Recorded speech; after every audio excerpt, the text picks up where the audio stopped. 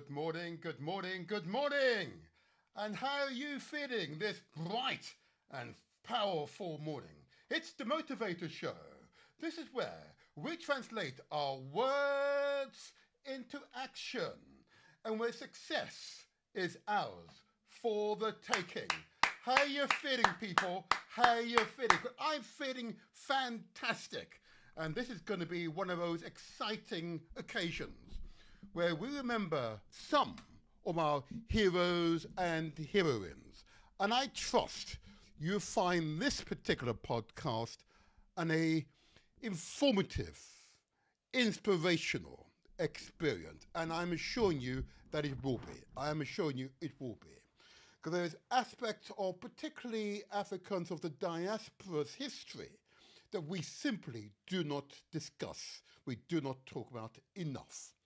But remember we shall, and remember we will today.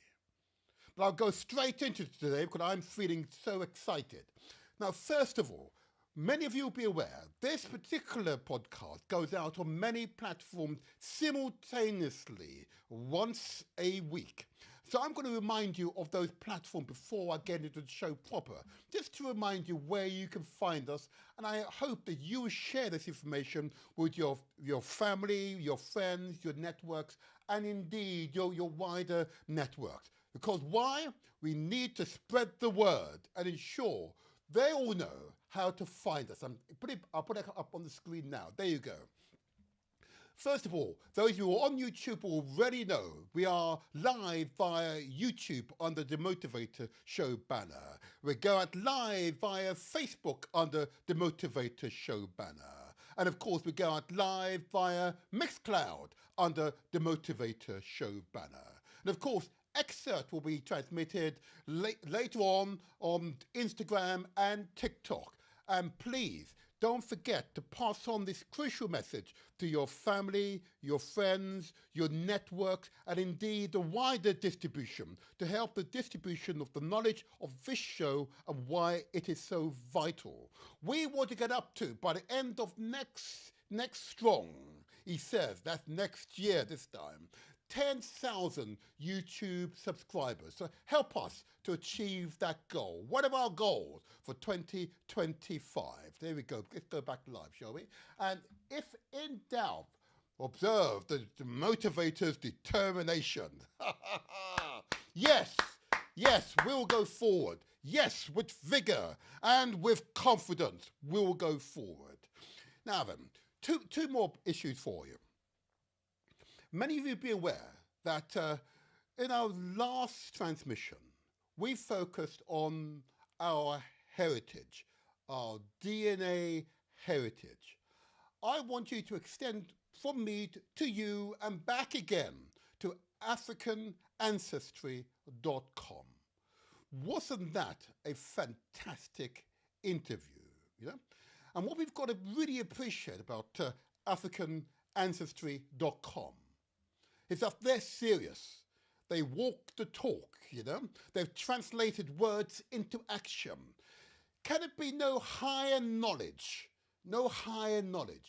to be aware through your DNA, the peoples, the communities, the tribe, the ethnic group from which you, members of the diaspora, hail from, that you are directly linked with through your blood, through your DNA.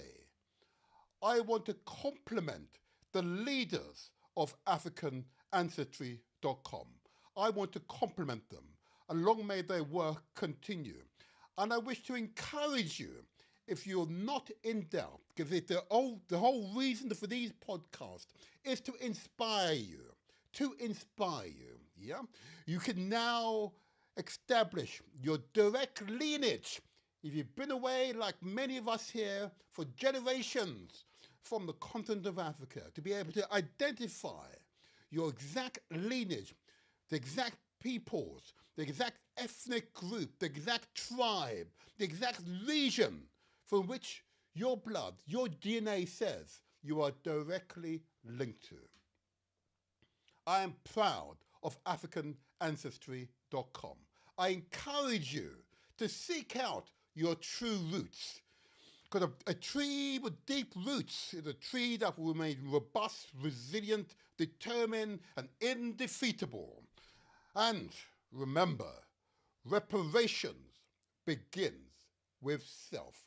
You taking that decision that you want to understand, want to know your true lineage. And it is, no matter what has happened all this time, it is true.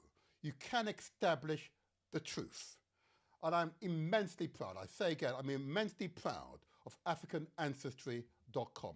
I want to thank the leaders for attending. I want to thank you all for responding. Thank you for those correspondence. It has been a powerful testament as to why we do these shows. Well done, well done, well done, well done. Thank you, thank you. But without further ado, let me now move into the next phase of this podcast very quickly, and I will do other announcements after my main interview. I want to remind listeners and viewers as to why these podcasts happen. This is to both inspire and to motivate you to take action. Okay. One aspect of a show which has been consistent since its foundations all those years ago, that is, of course, to be aware of your highest wealth, and that is, of course, your health. And I want you to be aware of your health. Why? Particularly those of us of African and Asian heritage, particularly from India, Pakistan, and so on, and particularly from the Caribbean, the Americas, and many parts of Africa. Okay. Our health is a real concern. Here I am in Britain, but yet members of the African heritage communities, whether you're from the Caribbean or indeed directly from Africa, from the Americas or wherever, levels of diabetes and high blood pressure and overweightness goes off the scale, off the scale. And it's within our gift, within our power to change this. So these are a few messages I wish to share with you. I know some of you will be a little queasy. Yeah, you don't want to face it. I get it and I completely understand. But I urge you, I think you would appreciate these messages are communicated in a gentle, considerate, thoughtful manner.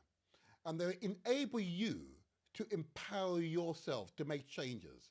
Levels of obesity in our community is off the scale. Levels of diabetes is off the scale. Levels of high blood pressure or hypertension is off the scale. And it's within our power to change. Please take heed of these lifestyle messages and share these messages with your family, your loved ones, those you care about. Just share them with them. Please, listen on, listen on.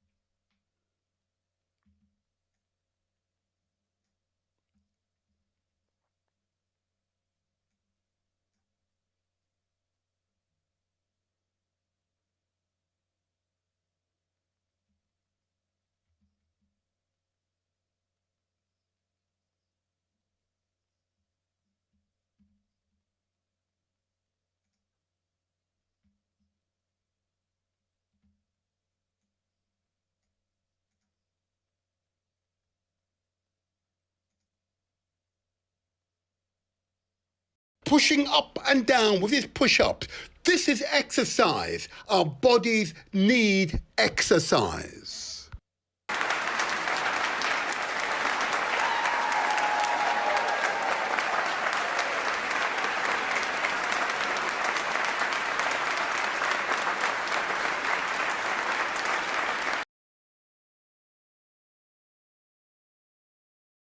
It is important for us always to consider our mental and spiritual health. If you have concerns about your mental health, please seek out professional advice or speak out to those you most trust.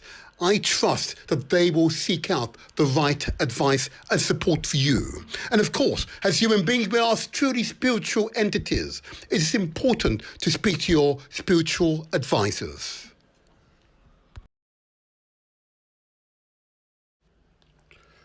The Motivator Show. Success is ours for the taking. Translate those words into action. Translate those words into action. That's what we say. Translate those words into action. Because success is ours for the taking. In other words, you are your own chain makers. You are the change makers, yeah? It's within your gift, within your power, yeah? Within your will to change, to live long, healthy lives. And I get it, you develop habits as you grow older. I get it. But in reality, the change is within your gift. It is within your gift ultimately to deliver. And if you're so minded, that change will happen to you in no time at all. Okay? Change is a natural part of life. I'm going to say it again. Change is a natural part of life. Constant evolution is a sign of a human evolving. Okay? That has always been true in the past, in the present, and will be true in the future. Change. So you can change. Yeah? Eat more healthily. Drink appropriately. Water, I mean, of course. Yeah? And exercise with vigor and determination. And be mindful of your spiritual health. Yeah? Be mindful of your mental health. Praise be. Long may you be strong and prosper. Oh, yeah. Yes, you are right. Okay. Now, there are a few other announcements I wish to make before going to my main interview. And the first announcement I wish to make, just to remind you all, that in my last transmission, I talked about the Omowo festival that had been held here in London, the Gar Community Festival. I attended last Saturday's wonderful cultural event. And I'm going to give you the big thumbs up. It was a fantastic occasion, an outstanding occasion. And I say to all the Gar people here in Britain and beyond, thank you for what was a truly cultural experience, a truly inspirational experience. And Your Majesty, thank you for that invitation. You were truly majestic. And of course, on this occasion, the King of the Gar, yeah, was also present. I honor and respect you, sir, always. Wonderful, wonderful, wonderful. My gosh, it was truly a wonderful experience. I just want to make one more announcement before going to my main theme, which is, of course, to remember some of our heroes and heroines who served in past wars. When I mean specifically, I mean the world wars, okay? I want to make it clear, though, before I go into that the reason for remembering is not to suggest for even a millisecond that the situation we experience, situation we experience is perfect. Mhm. What I am clear about, though, I am clear about, though, if the Nazis, the fascists, yeah, who hail from Germany on this occasion, and Japan and Italy, had been allowed to win, it is highly improbable that I will be making this podcast, this communication with you today. Okay? But we'll get more into that later on in the interview. But before I get there, I want to just make this a further announcement for you all to consider. Many of you be aware, I came into public life in supporting young people and their development. Okay, it remains a passion then, it's absolutely a passion now. We must prepare the young so they become upstanding young men and young women, good husbands and good wives, good citizens of the countries in which they reside. Okay, so I want to give life to this organisation, the National Association of Black Supplementary Schools, or NABS. Okay, this is an organisation that brings together other organisations who seek to support the development of our children, if you like. Okay, this could be a supplementary school. Okay, or it could be an after-school project. Okay, it could be a Saturday school, or it could be a cultural centre. But wherever it is devoted to the development of young people, those are the places that we want to make sure continue to thrive. So parents and guardians can find and identify a suitable place for their children to find an additional development source, okay? And for you to know securely that our children are safe. So if you lead such an organization, ensure your organization is registered with, or at least quoted on this website of www.nabss.org.uk, NABS in other words, or you can email them on info@nabss.org.uk, or phone the inspired brother near on 079 58 348 558. I commend the National Association of Black Supplementary Schools website as an excellent opportunity for those who manage and support young people in their development, or parents and guardians who wish to identify an organization locally that has a strong African-centric, Caribbean-centric, if you like, theme to it, but is devoted to the development of our children. I commend the National Association of Black Supplementary Schools website, an excellent source of information. I commend them to you. There you are. I think it's such an important occasion. Alrighty, there'll be further announcement after my main interview. This main interview will be a truly inspirational experience. Okay, it will be an example of why the African spirit remains indomitable. Yes, I would say that being of African. Yes, allow me.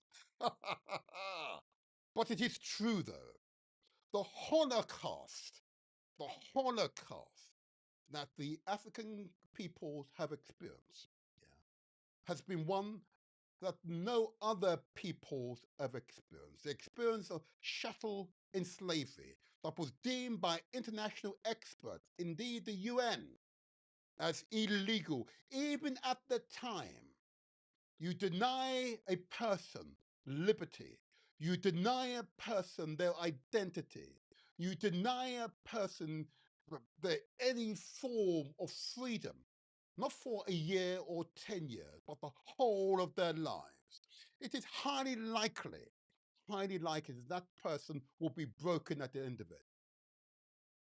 I am alive and thriving.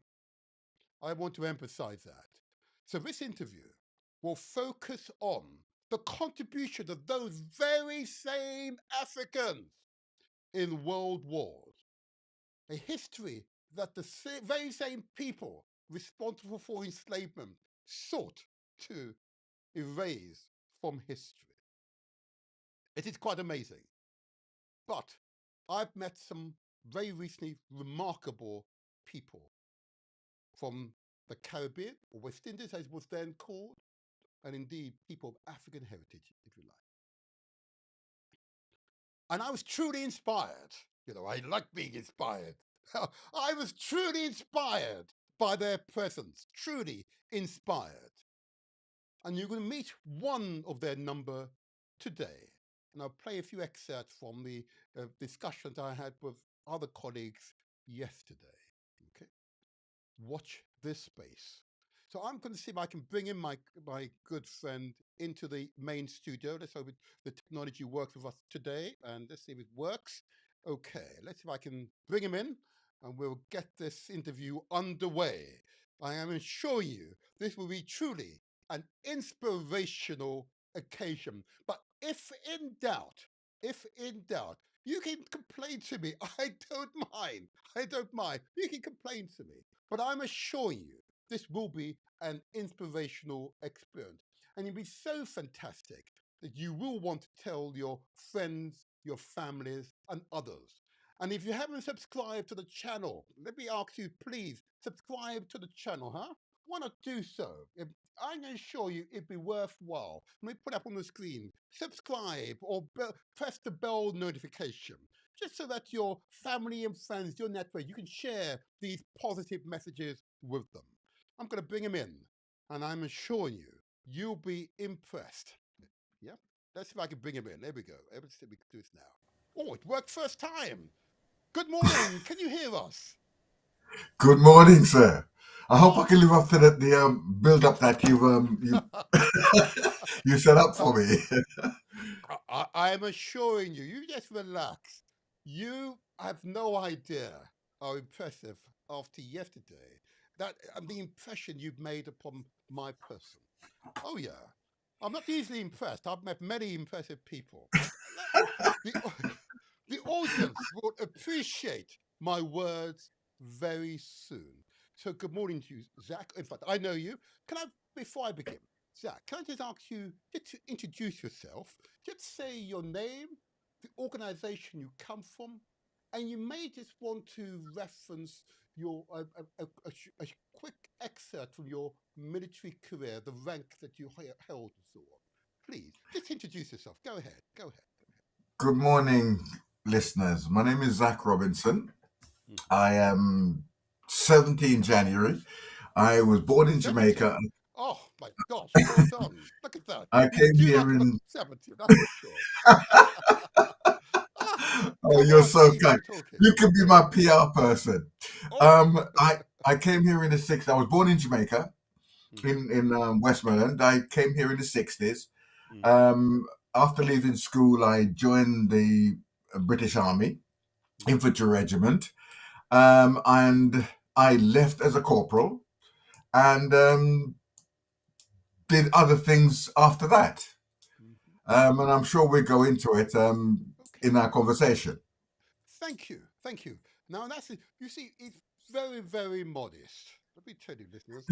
And I spoke to him only yesterday. Only said a few words, and this great person. Now, there's various descriptions, because you're going to mention in a moment, and we're going to go on to the West Indies as a descriptor for us. But I'll get into that in a moment. But I'm particularly interested, though, before I get into the main interview, that you joined the army, okay? Yeah. But you didn't say why you joined the army. Why did you join the Oh, wish you hadn't asked me that question. army? Go Um, on. okay, I after leaving school, I was mixed up with some wrong boys. I understand. You know what I'm saying? And I decided that I needed to get out of that routine. Yes. And through peer pressure, I decided that I needed to get away. So I lied to my friends and said my father had signed me up for the army. And it was purely to get away from the direction that I was going. And my conscience said, you need to stop. And my father was a 6'5" Yes. Jamaican builder, Mm-hmm. and they Mm-hmm. would never ever question the fact that he signed me up, and that's why I did. I understand. You know, you took the initiative, you know? That's the indomitable African spirit, if you like. You took the Hmm. initiative, you know the correct path. Hmm. You went on that path and didn't look back. No. That's what makes our people so powerful. Yeah, you're a young man. You make that determination. Yeah, Mm-hmm. Mm-hmm. Yeah, I did. I'm I clapping think. you. I'm I clapping think. you. Yeah, I go think ahead. you have to have Hmm. a focus, a vision of where you want to Absolutely. be, at the start of something. And if you're really wishy-washy and uncertain, then you can be led in the wrong direction. That's right. And that was not me. I wanted to do something for myself. I wanted to be somebody and escape the mire that I was in at the time. I had to sort of make a conscious decision to get out. I didn't know why I wanted to get, I didn't know where I wanted to go, but to escape the prison that I was in effectively. Absolutely. I'm going to give it to the. There you are. See my. It's all coming round now. All coming round here. There we go. Wow. Well done. There you are. Do you like it? Oh yes. Yes, I do. It's a beautiful thing.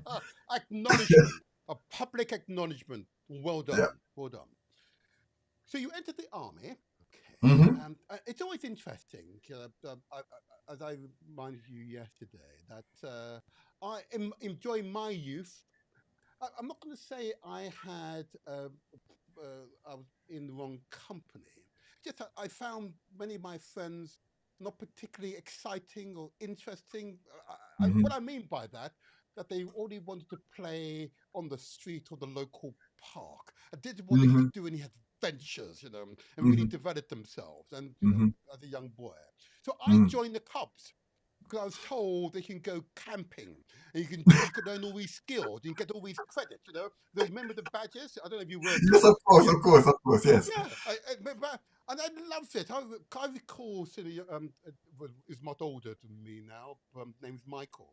He had all these badges on, and he was proud of all the skills he'd acquired. And he was Hmm. 7 years old at the time.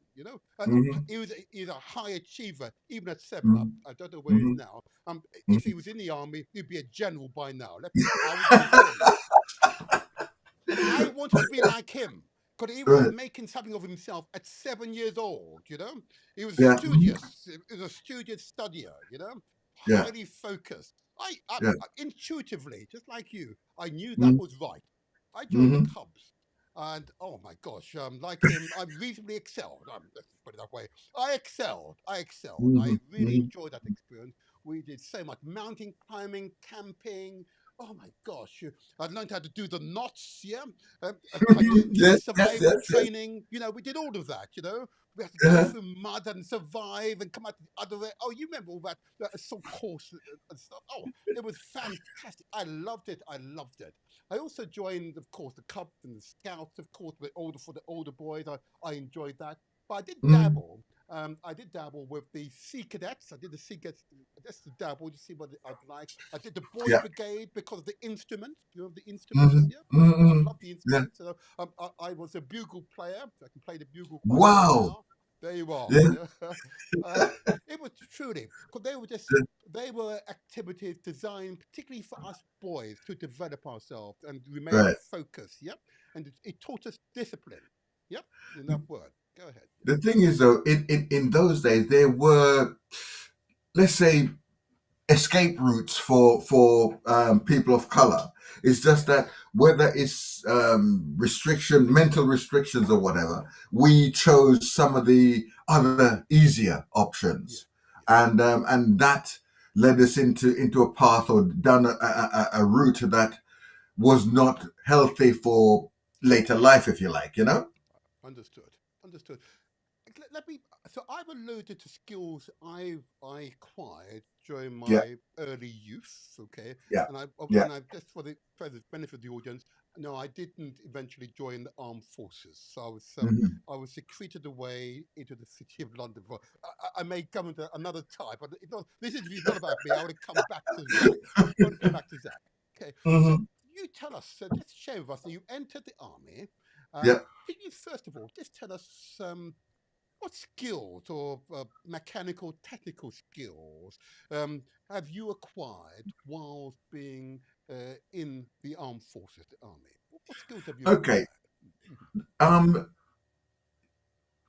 I have to lay the ground rules, as it were.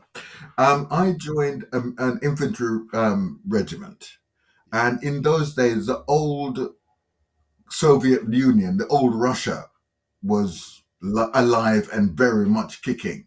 Okay. And my role, or my regiment's role, was to be front line to stop the Russians coming and taking over Europe. Okay. Yes. Yes. So with that, we were trained to be, how can I put this? Like a butcher needs a sharp knife. We were that sharp knife. Yeah. Right. So we were trained to be fit and battle ready at any moment whatsoever. Mm. So we were not trained, or after service life was never a priority. So the only skill that I took out of the army for civilian life is I've got a driving license that is really big. I can drive pretty much anything that there is on the road. Okay. However, Yes. that is then. Remember, I joined the army in the early 70s. Okay. In today, it's a completely different landscape. Anything you want, IT, nursing, whatever. And remember, when I served, there was no such thing as an IT thing. It was I everything understand. was Yes. managed. So, Yes. whilst I'm saying I didn't get anything, it's one, the landscape at the time, two, the regiment that I joined, and three, there was not as much opportunities available for it. So whilst you might think that, the army didn't train you anything, it is the landscape at the time, and the regiment that I was in, and what was happening in the world at that very moment. I understand you. You mentioned the Russians, and it's always a curious one. And Right. I'm not going to divert too far from my question, the thrust of my questions. You see, Uh-huh. when you look at the so-called Soviet Union and so on, their economy compared to Western Europe Yeah. and the US and and of course Japan, their Hmm. economy is about, well, maybe 1/10 of the size. Yeah. Hmm. And it is always, I always found it astonishing when I was a young man, when I looked at the actual facts about so-called Soviet Union or Russia. Look at the size of the economy, and look at the size of the economies of those countries which are supposedly against them, as it were, including Britain. And you Hmm. find that there's no way that they were a genuine threat to us. They're just too small. Even now, the Russian economy is only what, 2.5 trillion dollars. Yet the Americans alone, it's what, 34 plus trillion dollars alone. Forget about Right. Western Europe. Right. No comparison. But anyway, I don't want to digress there, because it's just an But interesting observation. And I I agree. But the thing is, that is marketing, though. you go. There you are. Yeah. Yes. So you can market anything. Mm, And remember, in my day, there was no social media or information. You were indeed. told what was Yes. said on the TV, the radio, or in the newspapers. And that is Right. all the information that was fed out to you. Yeah? Absolutely. The BBC propaganda, if you like. Sorry, I did say, didn't I? Or the general media propaganda, in other Yeah. words. There you Yeah. go. And Yeah. we won't even talk about Marshall Kitchener and all that. I won't even go there. But let me come back to our interview. Let me come back to our interview, because I want to get to the Okay. point, you see. Um, so you can now drive any vehicle. You've acquired that skill. Okay. Yes. Um, what about the other aspect that I inferred when I talked about my experience with the Carpenter Scouts and Brigade and so on? What about your health regime? Because I must say, you mentioned your age, okay, and I find it difficult to understand if you said it correctly. You might want to say again how old you are, and On just the tell us a bit more 29th of January about. next year, I'll be 70. Good gosh, good gosh. Tell us about what the army did in terms of you developing a good health regime. What did you do? In fact, Well, what was your, yeah, go ahead. the thing is, because of what we had to do, Yeah. they made sure you ate right, slept, and did all the right things. Yes, I'm Yes. 70. I've slowed down somewhat in the physical activities that you do, but you still have to eat right and do the right thing, and so on. I do not take any what's the word? Any substitutes. Good. Everything is Yes. natural. A natural. I am Yes. Uh-huh. I'm a Jamaican at heart, and I eat Jamaican food. So We sometimes, understand. so I would argue that for my age, I look pretty good, pretty Yeah. good. You I'm know. not going to complain. I'm sure the ladies out there are not saying otherwise. The 70 years old, Yeah. you give the clear impression of vitality. Okay, Hmm. but you had to work at it by Oh, ensuring that absolutely. you exercised well. You exercise most Hmm. days, I assume. Yep, would that be Yeah. right? Give us some idea of your regime, your health regime. Come on. You mentioned a lot I of do. food. I Well, do. mhm, Apart from eating right and drinking right and that kind of mhm. stuff, I do quite a bit of cycling, and I Mhm. swim up quite a lot because Good. I have a knee replacement surgery a few years back that was Okay. damaged while I was in the army, and Yes. so with that you have to do things that has low impact on the knee. Absolutely. So Yes. with that I do swimming and cycling is the most thing that I do. Great. Um, yeah. Okay. Okay. Thank you. But definitely you have a good routine. That's quite self-evident. Okay. That's quite Mm, self-evident. mm, Can I mm. just request of you, Zach? You've moved to shifted to the side in Oh, your I screen. am sorry. Yeah. I'm Yeah. sorry. Yeah. That's all right. I'm getting too comfortable. Yeah, oh, we want you to be comfortable though. Don't get me to understand, because this is a good interaction. Because you're giving the audience, you see, an insight into your lifestyle that you've been taught as a young man, and you're now Hmm. taking into your mature age, and the Right. benefit is self-evident. It's Hmm. self-evident. Hmm. Okay. Hmm. Tell me, what does the army teach about personal responsibility and to maintain yourself? What impact has that had on that Well, part of your psyche? as I said to you, we were the butcher's sharp knife, as I alluded to, Yes. and you have to take responsibility of that. You have to Absolutely. um, own your space, own yourself, own your responsibility. And I have two kids, and my kids will always tell you that dad is always saying, "Own your responsibilities," Absolutely. Yes, I and say the because same. without that, the thing falls apart. It does. You're forever blaming somebody else for being, Hmm. you know, do whatever. This is Tell you. them, You tell did. them, go You, on, tell them, yes, Zach. Yes, you go did tell them. this. You, as an adult, and my kids are in their 40s now, Hmm. and you did this. You made a Yes, conscious decision to do that. So own yes. whatever happens behind it. And Yes. that is the strongest personal thing that I got from being in the military. 100%. And I gained those principles myself as a young man. Taking Yeah, responsibilities, you are the change makers. And there's something wrong with your right. health. It's up to you to Exactly. seek out Without help question. or indeed maintain good health. Yeah, sorry. Without question.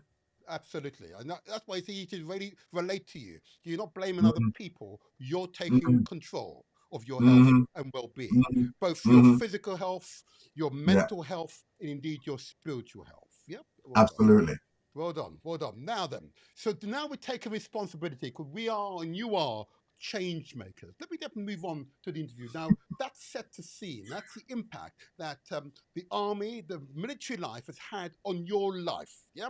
It's Hmm. encouraged you and taught you. So you recognize you want to get out of the situation you were in. You Right. developed your skills. You can now drive any vehicle on the road. You can now drive. Yeah. You've Hmm. developed that good habit of maintaining exercising being a routine. You swim a lot at 70 Hmm. years old. Look at him, my God. You swim a lot and you maintain your vigor. Yeah. And Yeah, ensure you watch what you eat and you yeah. maintain good focus, both good Hmm. mental and spiritual health. Oh yeah. Yeah, yeah. I want to applaud that. Come on, people. I want you all to applaud with me. Come on, give them an applaud. Because if young people were to learn this lesson alone, they would excel. Tell you what, let's give them the applause. More applause. More Oh, that's applause. beautiful. Yes, more applause. Affirmation. Affirmation. Thank you. Thank you. But I know that there are many parents who want their children to hear what you just said and the Mhm. focus you now have, which you just simply take for granted. But let me tell you, what you've achieved in your life is commendable. I'm now going to go on to the other part of my interview. Now we talked about yourself and the impact the military life has had on yourself. What I Hmm. want to now go on to is well, the forces themselves. Okay, Hmm. and I have to get onto this question. You, of course, joined voluntarily, and I'm going to let you elaborate in terms of differences. But let me explain. Hmm. Yeah, Hmm. also, is there a difference between how enlisted soldiers and officers displayed their racial prejudice? Um, and you might want to relate this with the squads you were in and how it was different between when you're in deployment and in sort of during times of peace where you're Yeah. not. Yeah, Yeah. give us some idea. 'Cause it's Okay. important for the audience, before you come in, it's important for the audience to appreciate not only the skills and experience you've had, but the actual relationship with your fellow soldiers and, of course, officers. Go ahead. Go ahead. Right. When I served, there were no commissioned black officers. That means that people who went to Sandhurst and you have to salute them and so on. There are There none. were Gosh, uh, wow. There are zero, none. Wow. zero. Okay, and there were black. I can't, the highest ranking I remember seeing was a W02, which is a sergeant major. We saw sergeant. You go to various venues or places, and you see a sergeant, and we would, as black soldiers, we'd go up and congratulate them because we knew how hard it was to Yes. to get there. And prejudice is the wrong word. I think Why? the landscape at the time was, you know, we are infantry soldiers. The officers, the white officers, as I said, would keep us the knife sharp.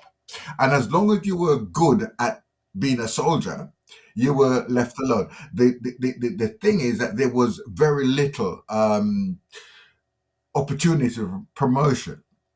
And, so that was it. I could tell you, though, that my team, the guys I went to the coalface, as it were, we were active service, they were I knew that they had my back, as they knew that I had their back, because if I went down, the team is weakened, right? So Hmm. I was completely supported in the arena, as it were. But however, when we got back to camp, you'd be having a drink in a natty or something, and What's a naffy? Sorry, what's that? it is like the For the benefit of the audience, because it yes, sounds yes, like yes. it sounds as if you said nappy, and I know there are many parents out there thinking about nappies or It diapers, if you like. But anyway, go ahead. it is like it is the place where you go and relax. In those Uh days, huh. you go have a drink and Uh huh. play pool, darts, and that kind of stuff. I see. And you be in Recreational. there. These are guys that you just come off a live action with, and Yes. some of the guys would not even want to have a drink with you. Okay. Um, So these are the same guys who, if you're in active service, you yeah. you look out for their backs, and they in turn look out for your Oh back. yes, absolutely. But Yes. in the recreational areas, or NAFs Yeah. as you call it, Yeah. uh, Mhm. they would not want to drink with you. Yeah. Wow. Explain, explain. That doesn't make any sense to me. Listen, this is a day in the days, a landscape where you could call a black person a nigger and it was accepted. It's just Okay, okay. We accepted don't want to use that dialogue. word again on this show, though. you know, I, No. and Yes, I, I understand. I'm going to be honest with you. I hate Hmm. people referring to it as the N word. Okay, Right? all right. It is diluting what is being said. Right? Understood. And as I said, take responsibility. It is not the N word. Nobody called me the N word. They called me the word. Wow. Okay, and I hear you. I'm I very, hear you. very um, conscious that this is a dilution of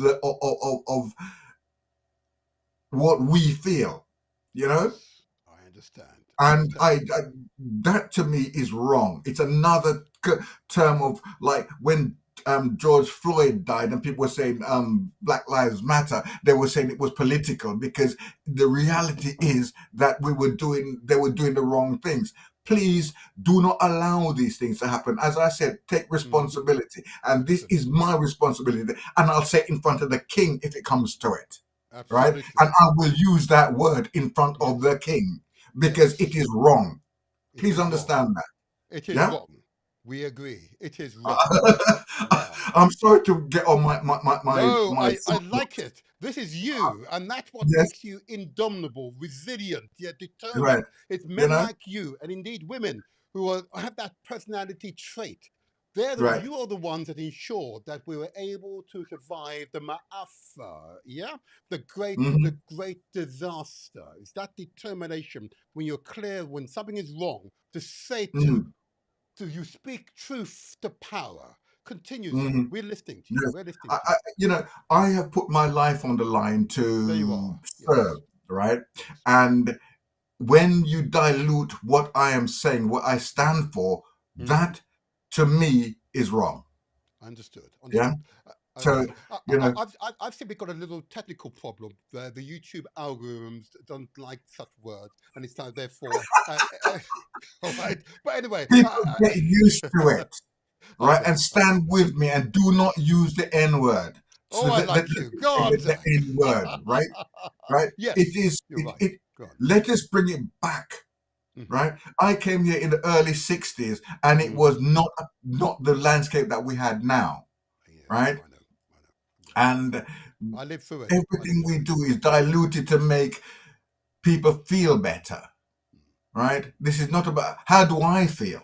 You're Mm-hmm. diluting my senses, my standing, what I stand for by rebranding Mm-hmm. things. Don't do it. Absolutely. Don't allow them to do it. I don't understand why you're not a general in that case, then. Yeah, Could you honestly. imagine me as the general? Oh yeah, oh yeah. No. Again, and I'd say to many of the British aristocracy, the Right. landed gentry, those who went to Sandhurst, as it were, that Uh-huh. they've allowed enormous talent to slip through their fingers, and Britain is poorer for it. And you have an example right here. You have Right. allowed far too much talent to go astray because of personal prejudices. Yeah, that's what I'm going to Mm-hmm. say to them. To speak truth to power, as it was, Zach. Right. Right. I hear you, and I hear you. All right. So they would not talk to you in the Mm-hmm. NAFI, the recreational area, but Yeah. if on military deployment in a hot zone, if you like, that Yeah. you would have their back and they would have your back, and you're confident they would have your Absolutely, back. without question. Absolutely, without question. You know, Mm. Hmm. you and it is self-preservation to some degree because if Okay. a member of the team goes down, the team is weakened, Mm. right? And which means that you are going to do more work to be safe. Yes. So it is in their interest to keep me safe, as it is in my interest to keep them safe because it's a life preservation effectively. I understand. I understand. But it seems a dichotomy, a conflict in the mental rationale where you can display that professional respect for someone whilst in active service, but at but in your recreational area, you fall back into the old propaganda and lifestyles taught you by, the aristocracy, those with Hmm. money, Hmm. those who Hmm. control Hmm. information flows. Hmm. And they don't seem to have been able to make that evaluation as you did as to why you entered the army. You knew what was right. They must Hmm. have known what was right. Again, as I said, it's a Mhm. landscape, and Okay. the landscape at the time, is Mhm. we are in a live arena, Mhm. and Mhm. we were tools. We were a tool, like I said, the sharp knife, right? And Yes. the knife had to stay sharp. And Mhm. the knife doesn't know what it does. All it knows, it has to cut something, right? I understand. So you stay in that same Okay. thought process. Okay. And when the butcher closes the shop, the knife can be a knife. It can have its own thought. Does that make sense? does, but I'm going to ask you as a further supplementary before I go into my next real Go on, question, and that is that go on. I would assume that some of these English, Scotch, Welsh, maybe Northern Irish men and women that Yes, you served with, you had yes. the opportunity to have that discussion with them about their dichotomous, their conflicting split personalities. Hmm. Do you maybe have you had that opportunity to speak to them? Um, what might have they have said to you in response to that They were natural right. inquiry? Mhm. I will tell you a little story. Please, please. In my battalion, there was 1,500 guys, Yes. and there was 28 blacks in my battalion, Wow. 1,500, and we 28. all had a black name in some degree. I was known as Black Ah, Zack. okay. All right. Now, I after having a few drinks in a naffy, somebody referred to me as Black Zack, and I said, "Can I ask you a question?" He says, "What?" He Mm. says, "Why do you refer to me as Black Zack?" "Because you're Zack and you're black in it." So I said, "Well, how many black Zacks?" I said, "I understand that if there was Yeah. three Zacks, you got a fat one, a tall one, and a black one. I could understand. Don't agree with it, but I understand it." And the conversation got very Tense. strong. Yes, yes. I'm sure it And did. I said, and he said, "Well, it's just a word." I said, "Well, if it's just a word, don't use it. Choose Yeah. something else." And after that, I was known as my surname is Robinson, and it's shortened Robbo. So I was known as Mad Robbo. Rob- Mad Rob, Yeah, Mad Robbo. yeah, Mad Robbo, because I got mad over a word. Absolutely. Well said. And they respected you thereafter? Uh, Respect? No, they just understood that I wasn't going to stand for any of their BS. You know Absolutely. Well said. Yes, well said. Good, good, good. I might have to, if I can organize it, I want to speak to non-commissioned and commissioned officers, white non-commissioned and commissioned officers. I want to talk about their life in the army and the relationship with people of African or West Indies heritage. that I'm would going be to set it up. interesting. Maybe you can help. I'd love to talk directly to see how courageous they are. But it's Mm, an interesting mm, one to probe. It is an interesting one to probe, right. and we will get onto that, and my questions will hint around that particular issue. Hmm. But I want to go into my next substantive questions, Yeah. and thank you for that very frank and honest, indeed honest response to Mm. my an adding question.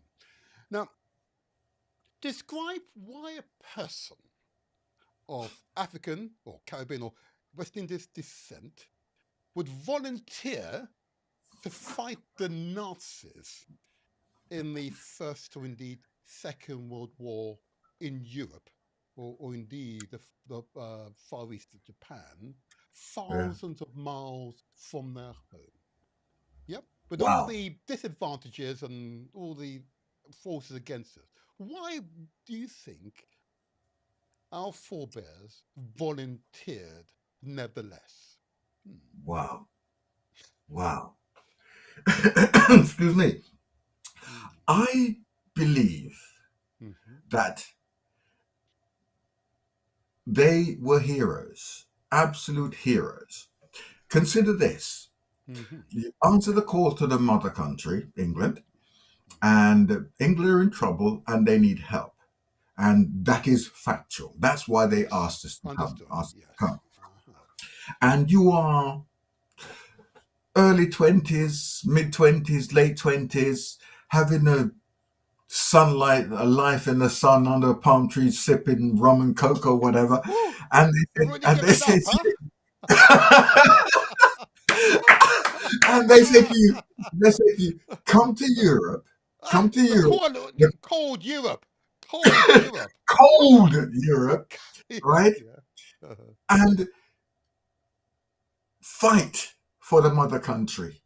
Remember, they know they're going to war. It's a conscious decision they're making. They're going to war, and it's a distinct possibility that they'll be killed. Yes. Wow. You know, Yeah. Yeah. think it through, think that through. Yes, I do. And these heroes have said, Uh-huh. yeah, we're going to do this. We're going to get on and we're going to do this. Right? And I can't understand why they did it. I'm not saying it's wrong for them to do it. It's they, Zach Robinson is talking to you, don't know if he'd be able to do that. You know, Oh. uninvited. Um, Mm-hmm. Mm-hmm. so everything about it says don't do it. You know, you're Mm-hmm. gonna die. It's cold. You're unwanted as a you're let's say like a accessory at the Mm-hmm. time. You know, Mm-hmm. Mm-hmm. and you think, okay, I'm going to do this. And, it's 3,500 in the First World War. 3,500 took up the call, went on the ship, and Mm. unfortunately, a very large percentage of them never went back. Yeah. You know? But Zach, Yeah. you joined the army with a very clear reason. Yeah, very hmm clear reason. hmm Okay, I and did. clearly benefited from that decision. I think so. Was it not an issue? And I'm probing you because I want to get on to right, and we'll explain in a moment what that means. Okay, Yeah.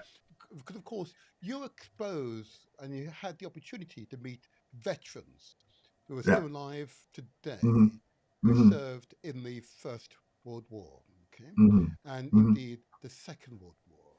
Um, I'd hope you might have had the opportunity to at least gain some insight as to why they're so. Because is it really the propaganda around the so-called mother country? Was that it, or is it there's an understanding of the various types of fascism or racism, as it were, or ethnic Right. prejudice, it may be another term that might be applied, that would be hmm practiced by the then Nazi German regime, who were prepared, history tells us, and it's quite clear it is so, were to prepared to commit genocide against a group of people solely on the basis of their religious affiliation, hmm and clearly viewed people of African heritage, whether you call yourself Caribbean or West Indians, okay, people hmm of African heritage as being lesser than,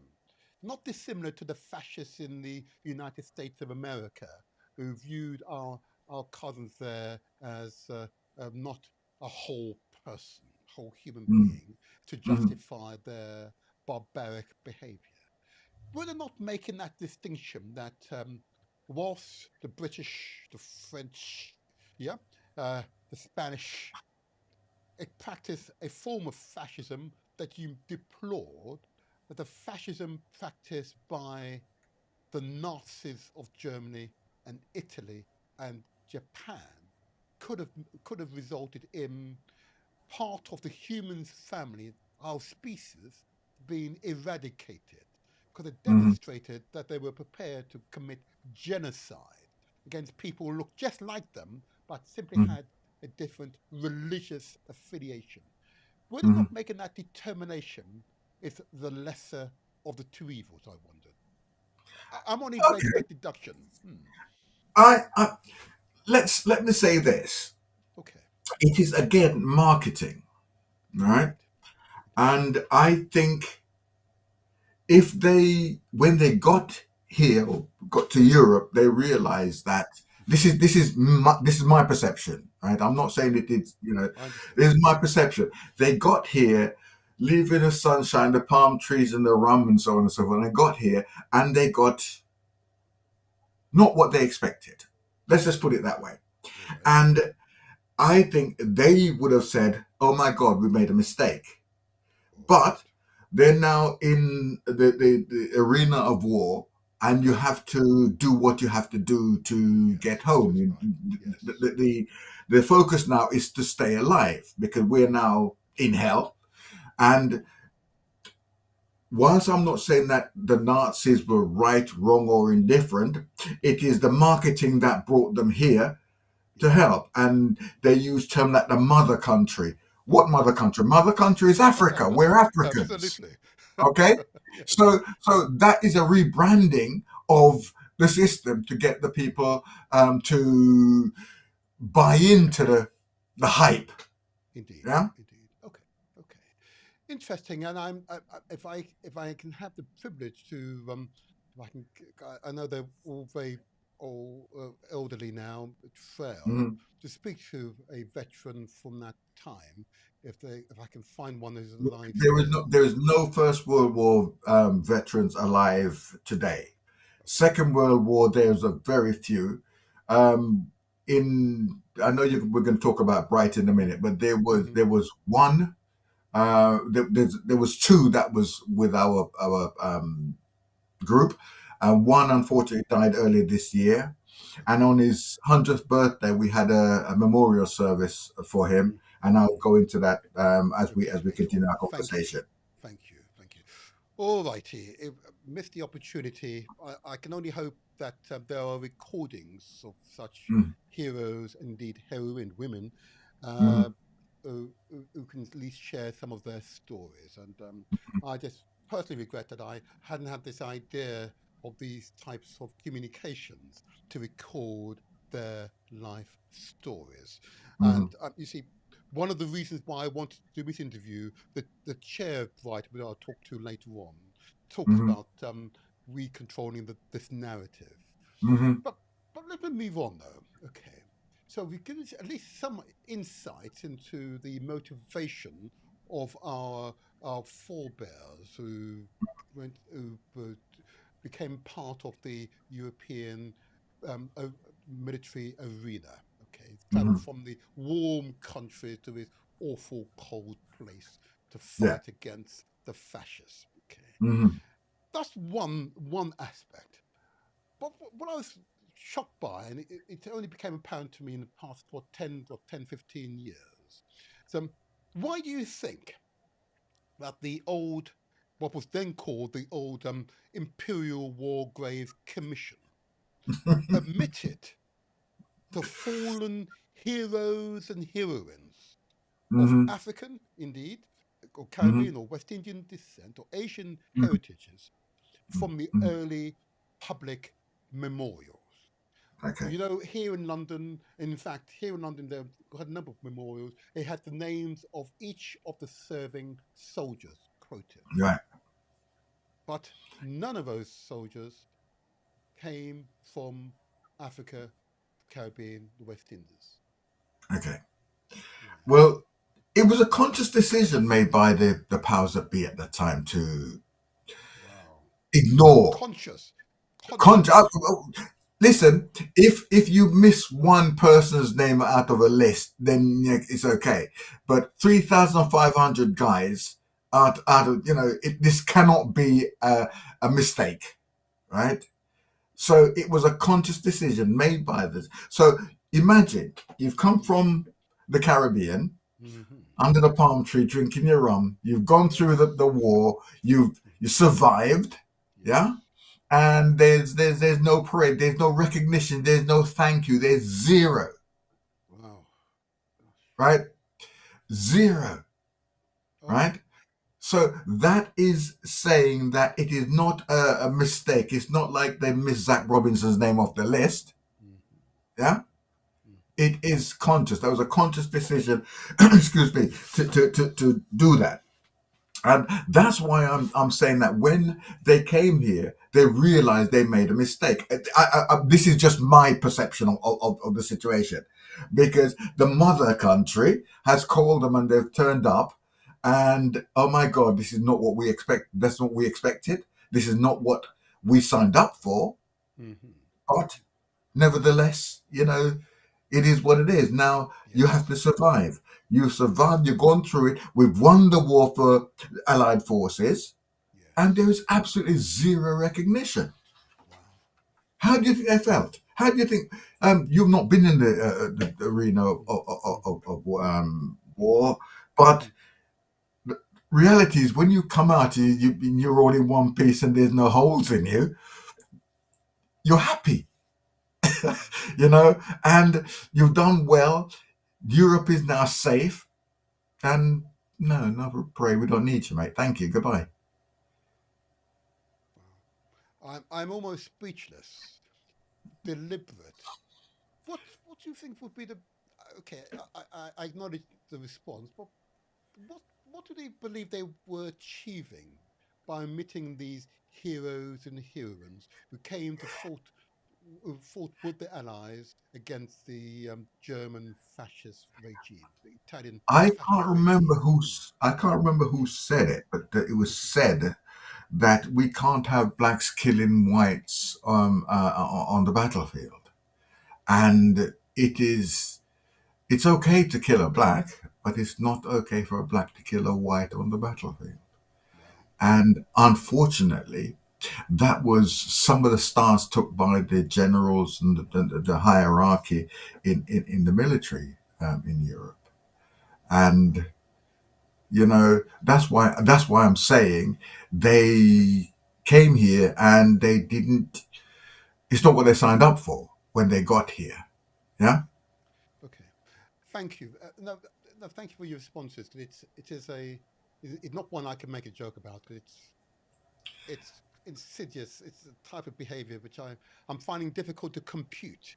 I'm finding very Hmm. difficult to compute. It just there's something almost macabre about the mentality that this has yielded such behavior and is manifest here in Hmm. London right now. This Right. macabre, this almost insidious behavior, and it still pervades here in Britain today. Right. That mentality, Hmm. I find it still very difficult. It's so uncivilized, if I may use that term. Um, Hmm. and I don't believe, and I will get into it later on. The monarch has apologized because we were here at the grace of the monarch, Hmm. voting for or king and country, as it were. You know, I don't suppose the monarch has ever apologized for such a dastardly omission. But Hmm. I just find the behaviour. I said I find it very difficult to compute. I Right. said I might get some of these officers to come along if they're courageous enough to do so and explain themselves. Mm. But we'll get on to that. So Okay. thank you for that response. 'Cause it's a question I needed to put to you because, believe it or not, in preparing for this particular podcast, I'd asked some of my viewers and listeners questions that I might put to you, and it was Hmm. that question that was a recurring theme, if I may Hmm. say so. The omission.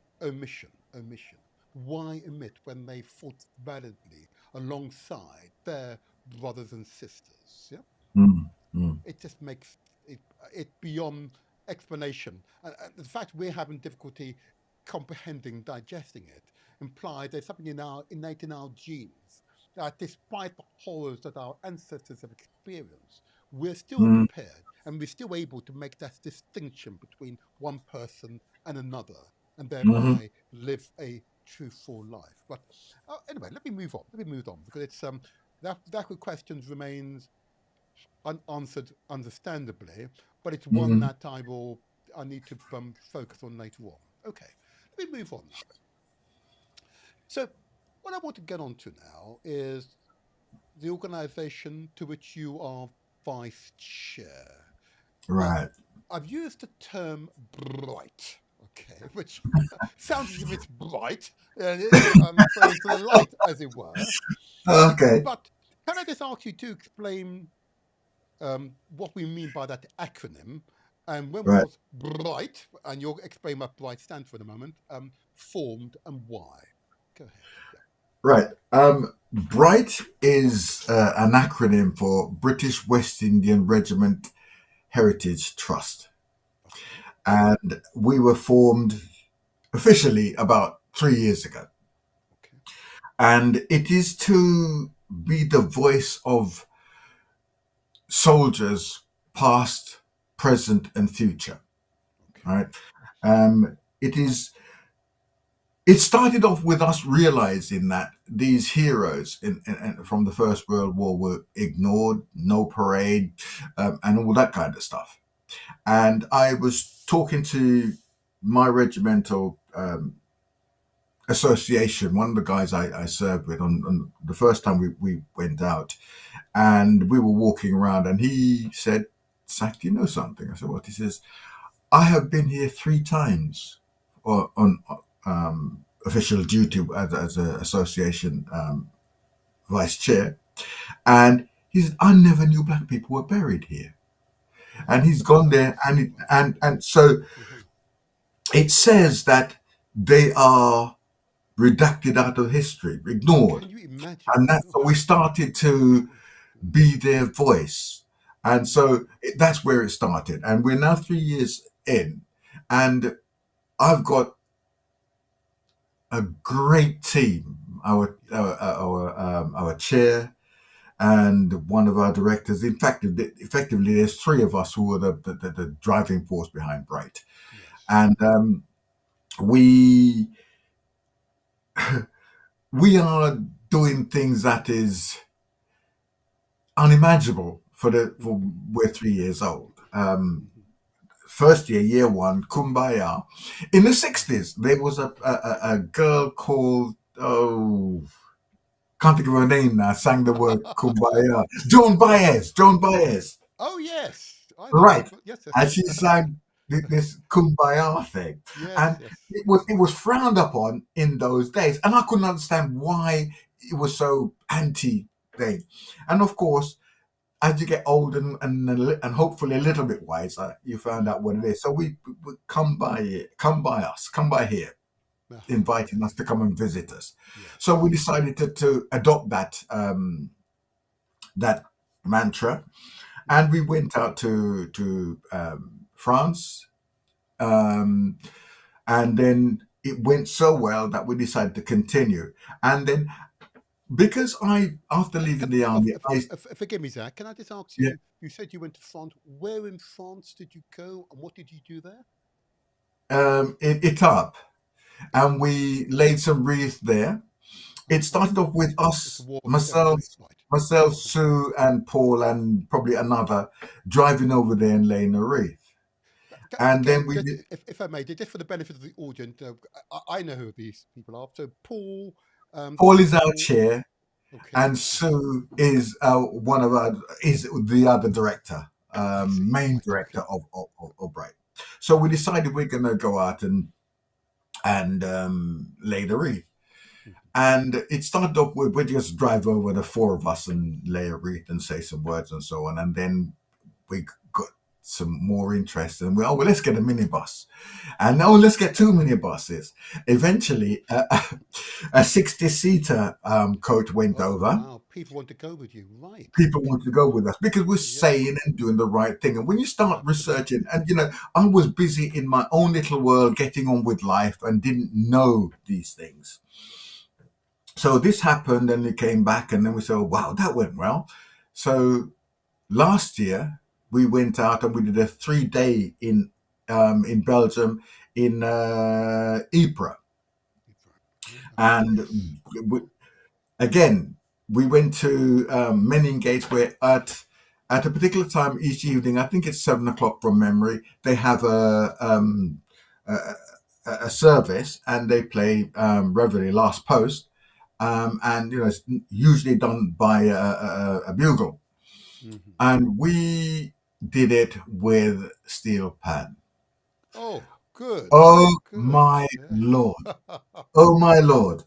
Uh-huh. It was like, one of these surreal moments that you recorded in your mind, and you would Mhm. continue to. I don't know if you're cold or you're miserable, you Yes, you play can that feel it. You again can in feel the, it. in your head. Yeah. It was just one of Yeah. those real Yes. surreal moments. Mhm. And then remember I said to you there was two World War II veterans that was with us. They were both with us at that time, and this year one of them unfortunately passed away, and Rest in peace. Rest we in peace. we which would on the day that would have been his 100th birthday, we held a memorial service for him. Where did we hold it? City Hall, sir. Good. Uh-huh. And again, this is the first. This is the caliber of people that I'm working with. I know I'm blowing my own trumpet, but as a collectively, as a unit, we are going places.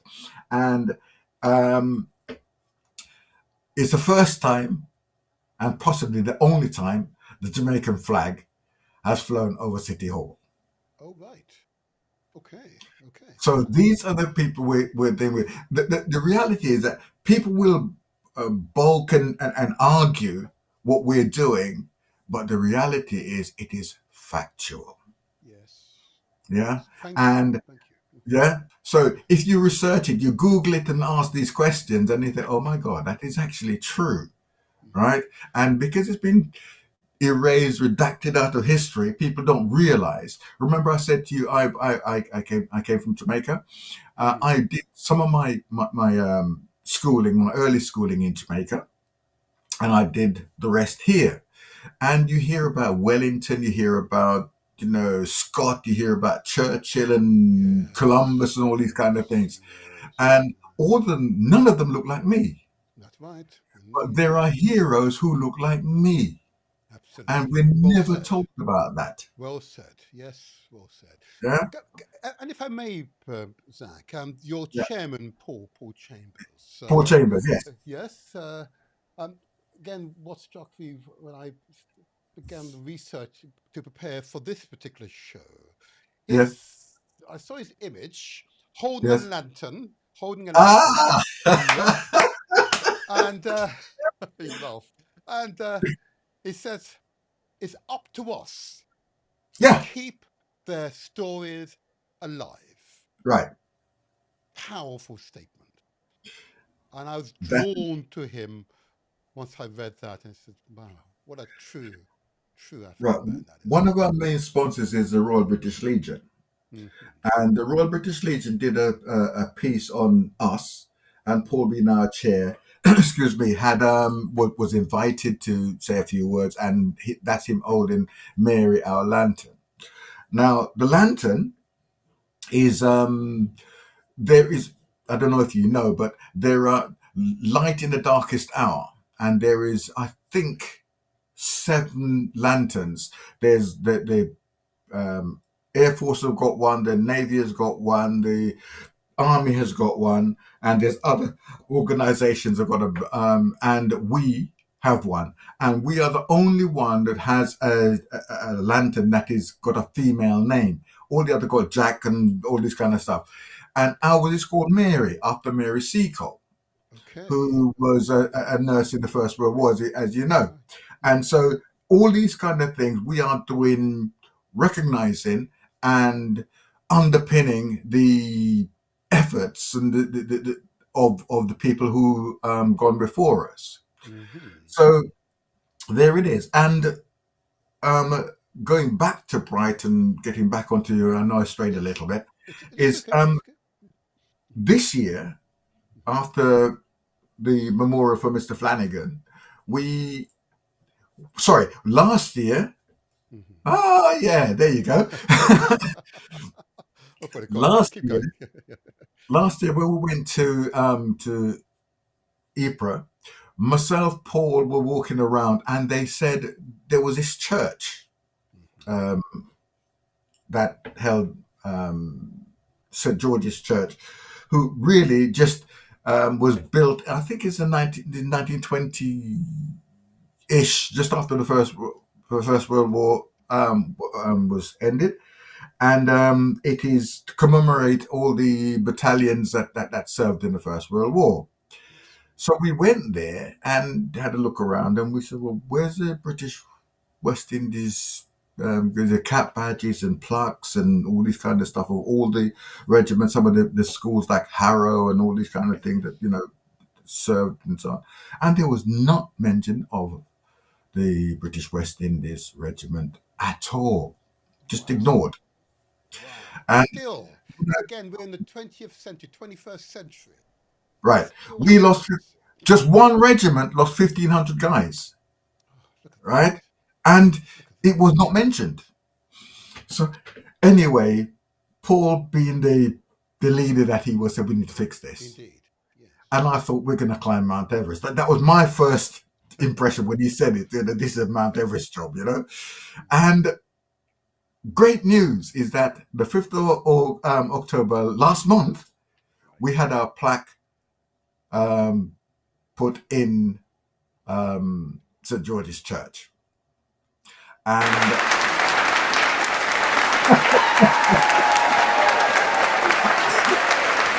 Oh, let it flow. Let it flow, Zach. Let it flow.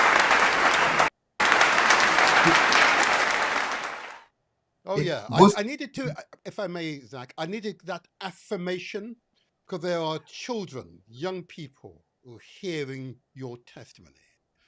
And right. regardless of the enormous forces against you, here in Britain, my Yes, gosh, here in yeah, Britain, yeah. regardless, you're fearless, determined, resilient.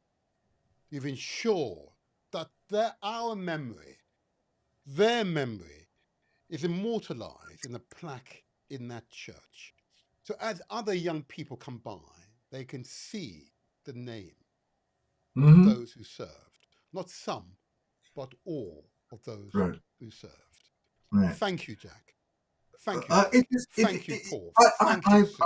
I'm glad you said that, but we're 100 plus years, Hmm. and these people have not been recognized. Yeah. You know, it's a Okay. century. You know, Okay. it's You'd crazy. think so. It is crazy. It is crazy. It is crazy. It is crazy. Well, And I know. I know. I feel it. Don't worry. I feel it. I feel it. And so the so research, and I did the research. It happens to me quite often. I did the research. You become emotionally entangled. You think, well, how can people behave in this manner, but yet yeah, proclaim to be and civilized? that is why I'm so happy that I've got the guys who are working with me. In that we have the same focus, the same drive, Hmm. and yeah, these guys have been silent and silenced for 100 plus years, Hmm. and they are now have a voice.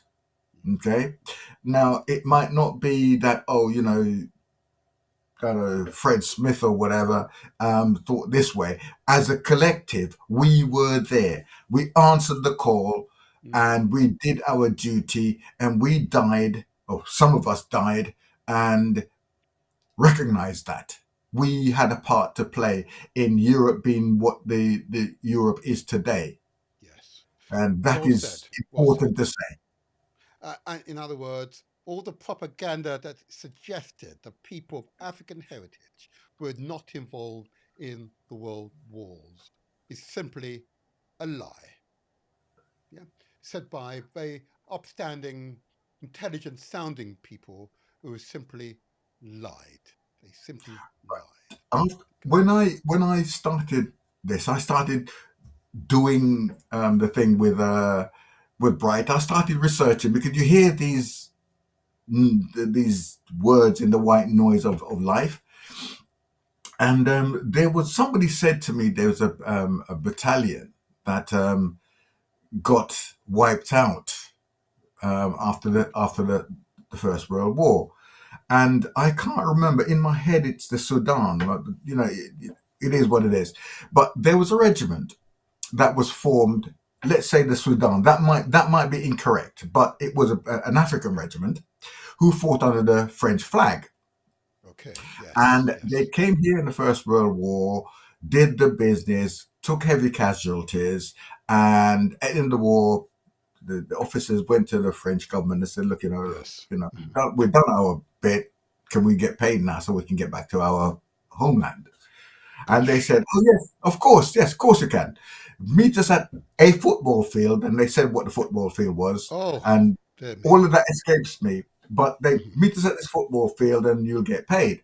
So of course they all turned up at 10 o'clock or whatever time it was, and they turned up there, and they all got there, and trucks came with machine guns and machine gunned the whole complete lot of them. Oh my gosh. And Oh my gosh. the French said it was cheaper to spend 1,000 franc than to pay millions of francs to these people. Wow. This is the landscape that was there at the time. Mhm. I know this is not the Caribbean, but if that was a thought process at that time, it Mhm. meant that it was a thought process across. That is why we were redacted out of the system. That is why there was no parade for us and so on, because we're like discarded like an old pair of shoes or whatever. I've got to say, I know that it's difficult. I've lived amongst English, Scots, Welsh, Northern Irish people most, Mm. if not all, of my life. Okay, Right. so Mhm. I've got a certain empathy for them because I know that some of those with conscience will be profoundly embarrassed Mhm. by your words because you're Mhm. not simply being pejorative; you're actually restating history that's Absolutely. actually happened. Yeah, And and I that know. is what Mhm, I love. When we, Bright, say mhm, something and people mhm. say, oh, that's nonsense, and they start researching, oh my God, it's true. It's true. And so you It's can true. stand on your soapbox and say whatever, but when you Mm, research it, then you have no grounds to fight me because what I've said is true. okay. If I may ask you, Zach, I'm just conscious Of of course, time now, and I'm of going course. to move. Um, you, I know you've had the opportunity to Yeah, speak to veterans both in the First and indeed Second World War. right. Okay, just just to become a little more intimate and personal for the audience, are you able to relay to us a story, a testimony of a veteran from one of those wars? That would be a poignant example of the motivations, the aspirations of that veteran. I mean, you may want to name that person, but it'd be interesting to hear maybe one or two testimonies that you I, might I have. recall. I can think of two. Okay, I okay. will. I will tell you about a young boy called Herbert Morris. Oh, Is indeed, yes. is Uh-huh. Jamaican. Mm-hmm. He, we think, lied about his age when he joined up. Okay. He was 17. He worked in the artillery, and his job was to bring shells from the magazine. The magazine is where the shells are kept in like a bunker, so if it's hit by, it doesn't Wow. explode. So Okay, he'd take okay. the shells from the magazine to the guns. And this is a 17-year-old kid, Mm-hmm. and he got scared. Right. Then he was called shell shock. Mm-hmm. He ran away, and they found him. He came back, and he went to the medics and said, "Look, I'm having problems. I can't cope with this." And he was told that there is no medication for cowardice. And of course, Oh. the war didn't slow down or get any quieter. So he ran Mm-hmm. away a second time. He was caught Right. from memory in Boulogne, so on the coast, and he was Mm-hmm. brought back, Mm-hmm. and he was It was shot. shot at dawn. Oh, Now, last year we went to the cell that he forgive me. was When you say he was shot, forgive me. Just so I'm clear. You say he was executed, shot by. executed, executed. Oh my gosh! Not by the enemy, as it were. No, no, by He was his own people. Yes.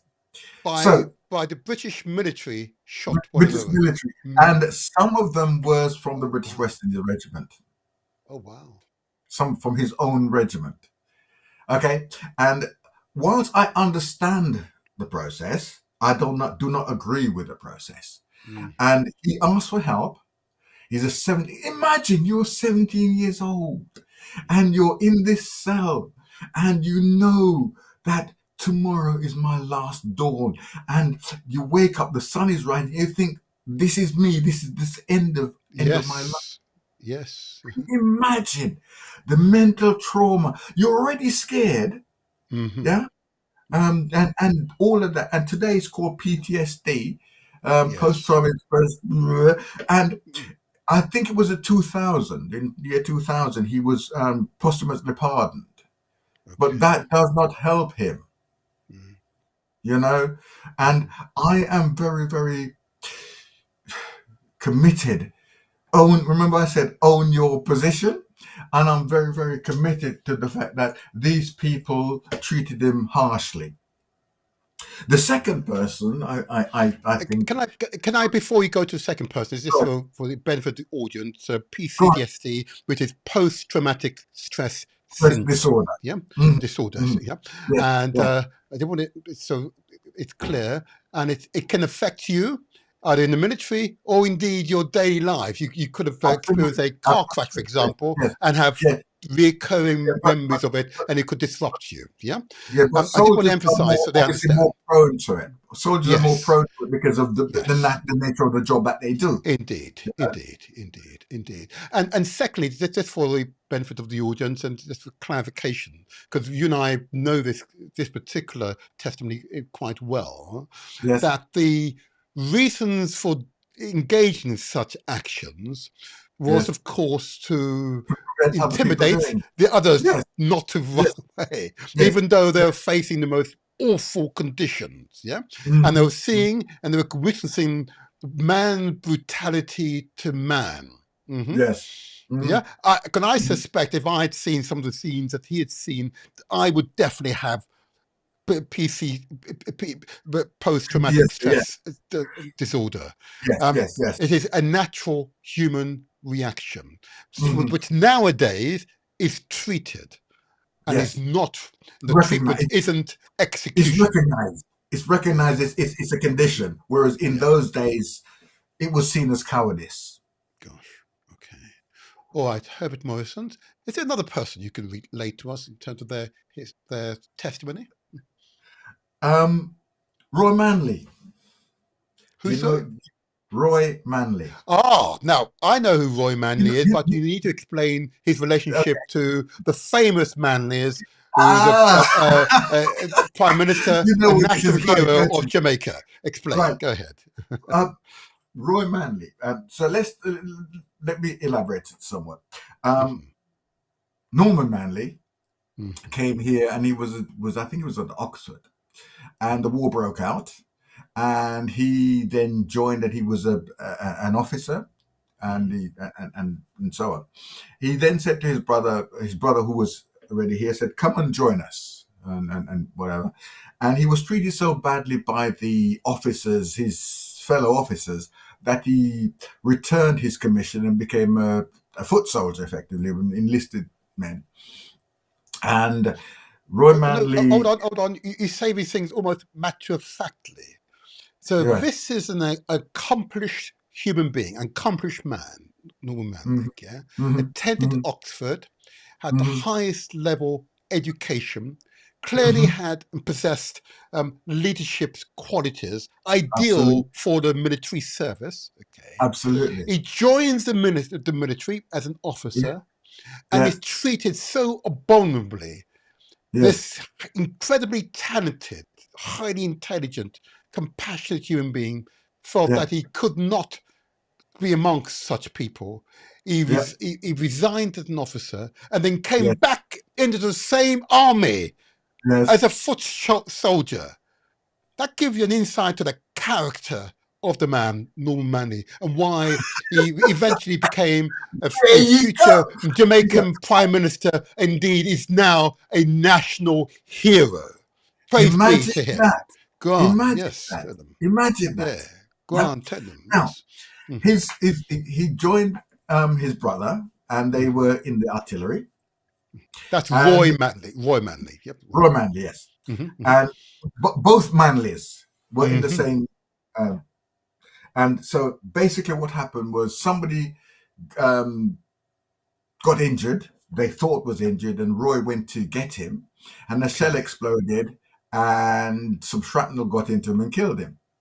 Oh, okay. Rest in And peace. people Rest in don't know peace. this. Mhm. And then remember, Manley was in my lifetime.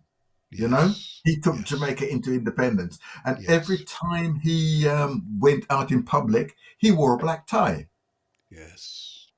and Yes. that is to celebrate, remember his brother who died on the Yes. battlefields.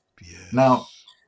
again, which is not mentioned, the First World War, um, all the Caribbean soldiers will have to Mm. be of better than secondary education to Indeed. join. Yes. If Indeed. you were John Smith from England, Hmm. illiterate, Yep. right? You You just could put your join. X Yeah, on you your could paper join. and you would Yeah. go. But you could call these people whatever, right? Hmm. And for your show, I'm going to use something that I hate using, the N word, right? Thank you. Thank you. Just for the algorithms, you see. right? We've got So, filters and things, you see, which interfere otherwise. But yeah, yeah. thank you for And that. Thank you. they would say to, yeah, Darky, write a letter to my loved ones at home, because they Oh, were illiterate. And in the yes. trenches, they would say, send a letter to my wife, my kids, my parents, or whatever. Yeah. And these Caribbeans will be writing letters to Hmm. these people because they're illiterate. Yeah, You know, yeah. it was And a that's a fact. completely That's a fact. different landscape in those days. Yeah. So, and just to qualify what you just Yes. described, and it's Yeah. important for the audience to understand, Yes. and it still happens today, the brain drain from the Caribbean. Yeah. Yes. Now, Yes. in effect, the war became the brain drain from the West Indies, the Caribbean. In other Right. words, you had to be literate, numerate, in order Mhm. to enter the British Army. Can you imagine? In other Correct. words, and it's a tough time for to be an African woman, an African man in the Caribbean Yeah. or West Indies at the time, because Mhm. they weren't inclined to teach you anything. Yeah, Precisely. there are clear barriers to Mhm. people Mhm. who look like us being taught, Mhm. trying, being taught. But these people defied the odds. Not only did they Right. gain an education, became literate, numerous scientists, and so on, Mhm. but they heard the call to fight against, better term, the even greater evil, the Nazism as practiced Oh, by yes. the Yes. then Germans and Japanese and Absolutely. indeed Italian states. Yeah. Yeah. Wow. It's pretty brutal, isn't it, when you say it that way, when it's described that way? I was trying to ameliorate it, but it's no matter how it's said, it is profound. So these Right. were educated, talented men, many men and women, of course. Right. Okay. Yeah. These were our talents. Go on. Right. Tell Right. us a little more about Norman Manley and Roy Manley. So he died in the battlefield. Yes. Tell us more. Yes. And of course, he was the guy who changed the landscape of history. He took Jamaica Yes, into independence, yes, and so these are the kind of people that was took up the cry, yes. say, let's get it on, let's do this, right? And Hmm. of course, the landscape when they got here is not what they expected. And Yeah. this is my belief, is that they Hmm. got here and think, oh my God, Yes. we are being lied to in Indeed. terms of what is expected. However, we're here, let's roll our sleeves up and get it done, you Absolutely. know? And at the end of it, they were ignored, Can you imagine? Yes. you know? Wow. Discarded like an old pair of shoes or whatever, you Mm. know? Never again should it happen. And why it's important I, I, for us. I must say, though, that the army today has changed. I mean, it's like Tell 40 us years more since. about that. Yes, because we need to get that upward and clear trajectory. Tell us more about the army and the changes that have been made. But I make the observation, though, Zach, that Right. I think it's 10 years ago or so, Yeah. as an independent auditor, deemed Right. the army to be institutionally racist in I its think they terms of took it on practices and board. operation. Okay, Uh, go ahead. Yeah. they took it on board. Remember, I served 40 plus years ago, and it Hmm. was a different, the landscape there then was different compared to what it is now. Indeed. And there is no after, when I served, there was no after service system, you know? Indeed. Yeah. Hmm. And now, you can anything at all. You want to do nursing, Hmm. IT, whatever, Yes. All engineering, the whatever. skills you can All the acquire. skills are there. Yeah. And I Yeah. think they've taken it on board. Yes. And the racial in your face, and Hmm. this is my personal belief. I And as I understand. said, I have Yes. 40 plus Yes. years. I don't Yes. think you can't call somebody the N word now face to face as it happened when I was there. Nope. However, I just think it's gone underground and it's more a politically based racism. The army is doing wonderful work to get Hmm. that to get eradicate that. That's good to But know. Good to know. if you have a particular view, Mhm. right? Like talking to me, you can see that I've got strong views on things, and Mhm. that view will never go away, No. right? But because I have a view, I just do it in a more subtle way. And Mhm. I think there are people still in the army who have that view and will behave in that manner, just sort of under cover of darkness, effectively. And that's true across society. There's no Yes, doubt about that. But yes, I think, absolutely. Zach, and others who are listening, and what is not fully recognized is the Yeah, effort, the strives that people like you and our women have contributed to changing the backdrop here in Britain. So even the right, fascists, even the racists, yeah, yeah, those right, those who suffer from Afrophobia, if you like, right, okay, right, cannot openly behave in that manner, okay, right, we've now changed the environment so it become hostile to that type of behavior. Yet, of right. course, it doesn't mean that they change their minds, as it were, but it Uh-huh, means that they cannot openly behave in such a barbaric manner right. because it is the very antithesis of what it is to be British. Okay, Mm-hmm, and I'm going to say that Britain has got a much higher ideals. Okay, mm-hmm. and as a result, such behaviour is not tolerable. And I believe even the new monarch has made it clear that such behaviour is not tolerable. I wish he'd say far more on these subjects. I've got to say, but nevertheless, what he has said I is. think Mhm, I think you're completely right. He does things subtly that is saying to other people, like he wore last year the Black Poppy Rose, for instance. indeed, You know, yes. Thank you for and, recognising that one. Yes.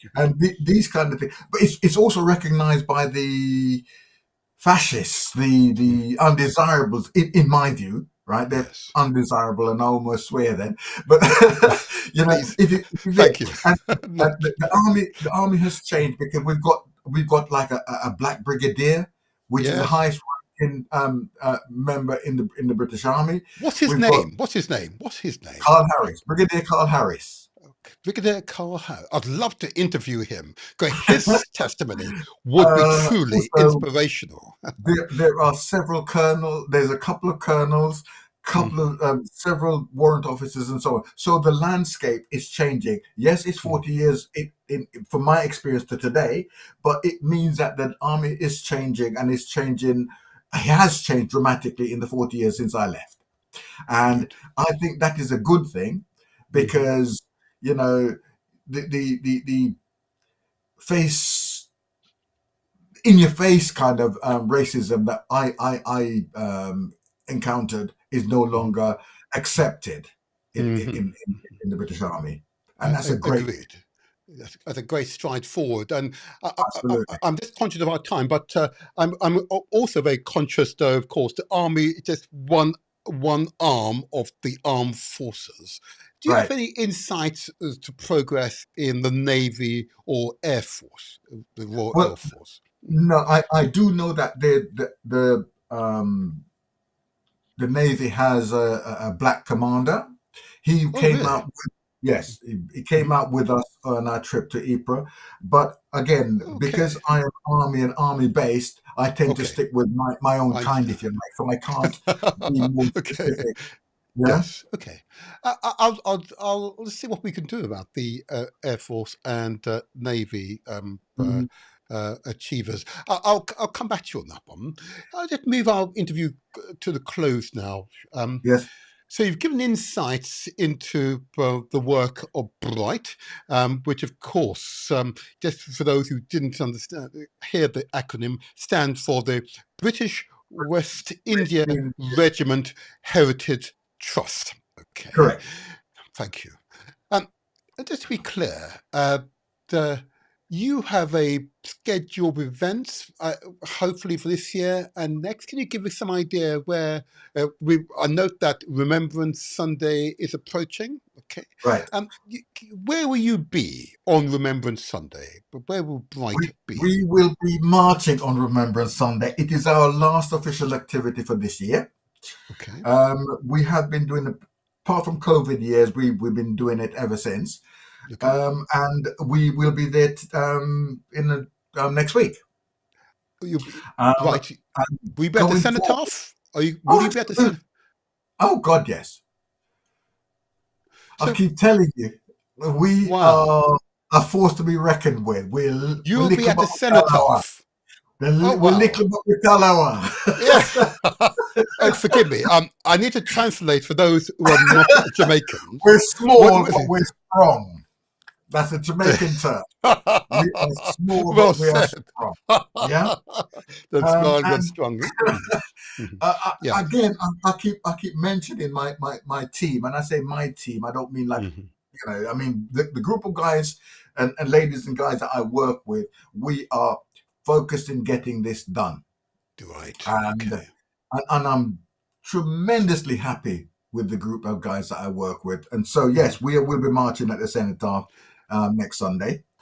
And if And I may, before you continue, yeah, I often watch the march past the cenotaph on an yes, annual basis, and what I yes, note, and members of the BBC and other media, and I'd love to hear your counter to what I'm about to say, yeah, is that as a group of Africans, a group of Caribbeans or West Indians approach, you know what yes. happens?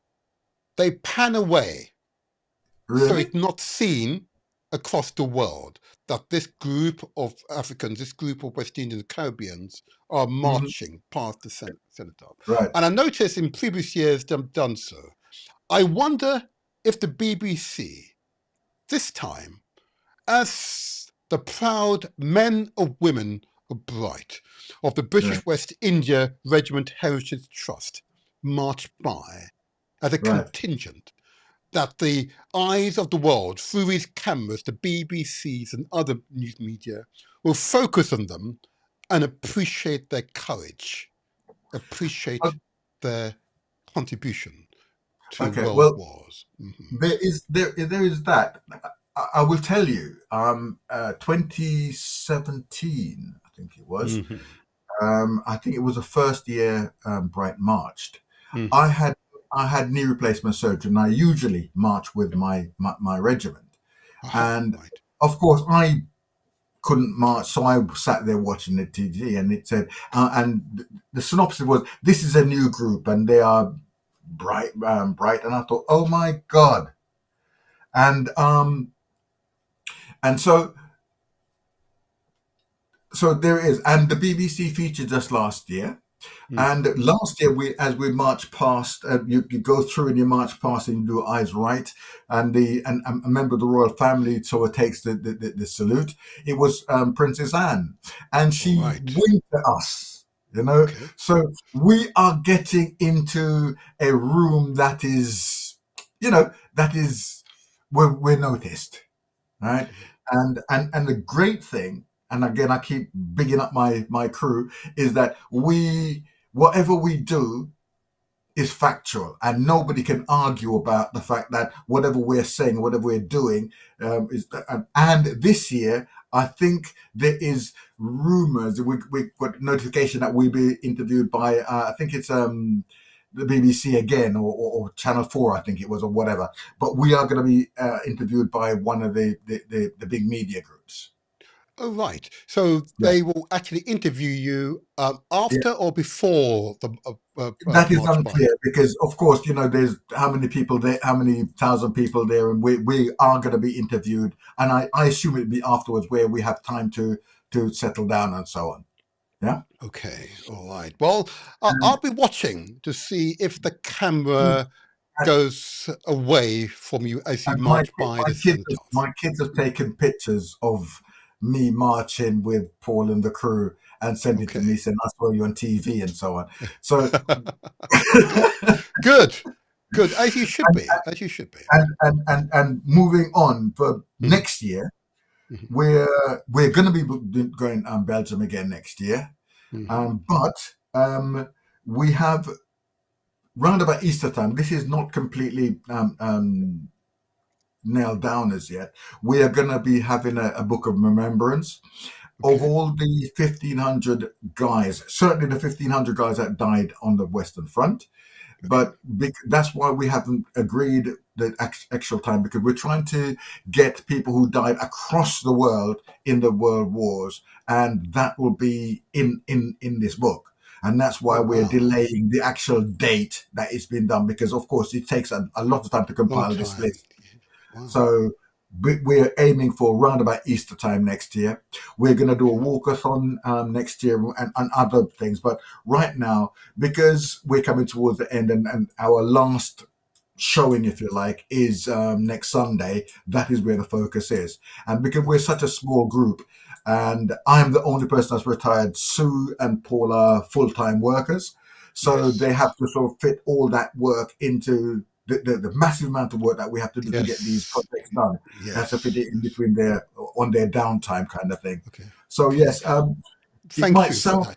like it Mhm. might sound that we are dragging our feet a little bit, but You're not dragging your feet, don't you worry. You're not dragging your feet. You uh, you you you take steady steps forward. That's oh fine. That's yes, fine. and calculated steps forward. Military minds. What I'm going to do, and put on the screen. There you Yeah. are.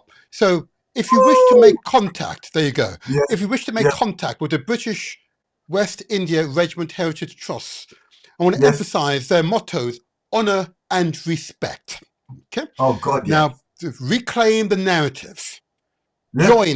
Join this trust. You can contact them via the website, which is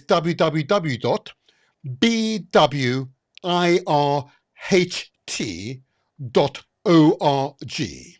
Okay, Yep. so the website That's address is us. www.bwirht.org, or Hmm. you can email at info@bwirht.org, or indeed phone. I believe you might even get through to the chairman if you're lucky on 07956 100 089.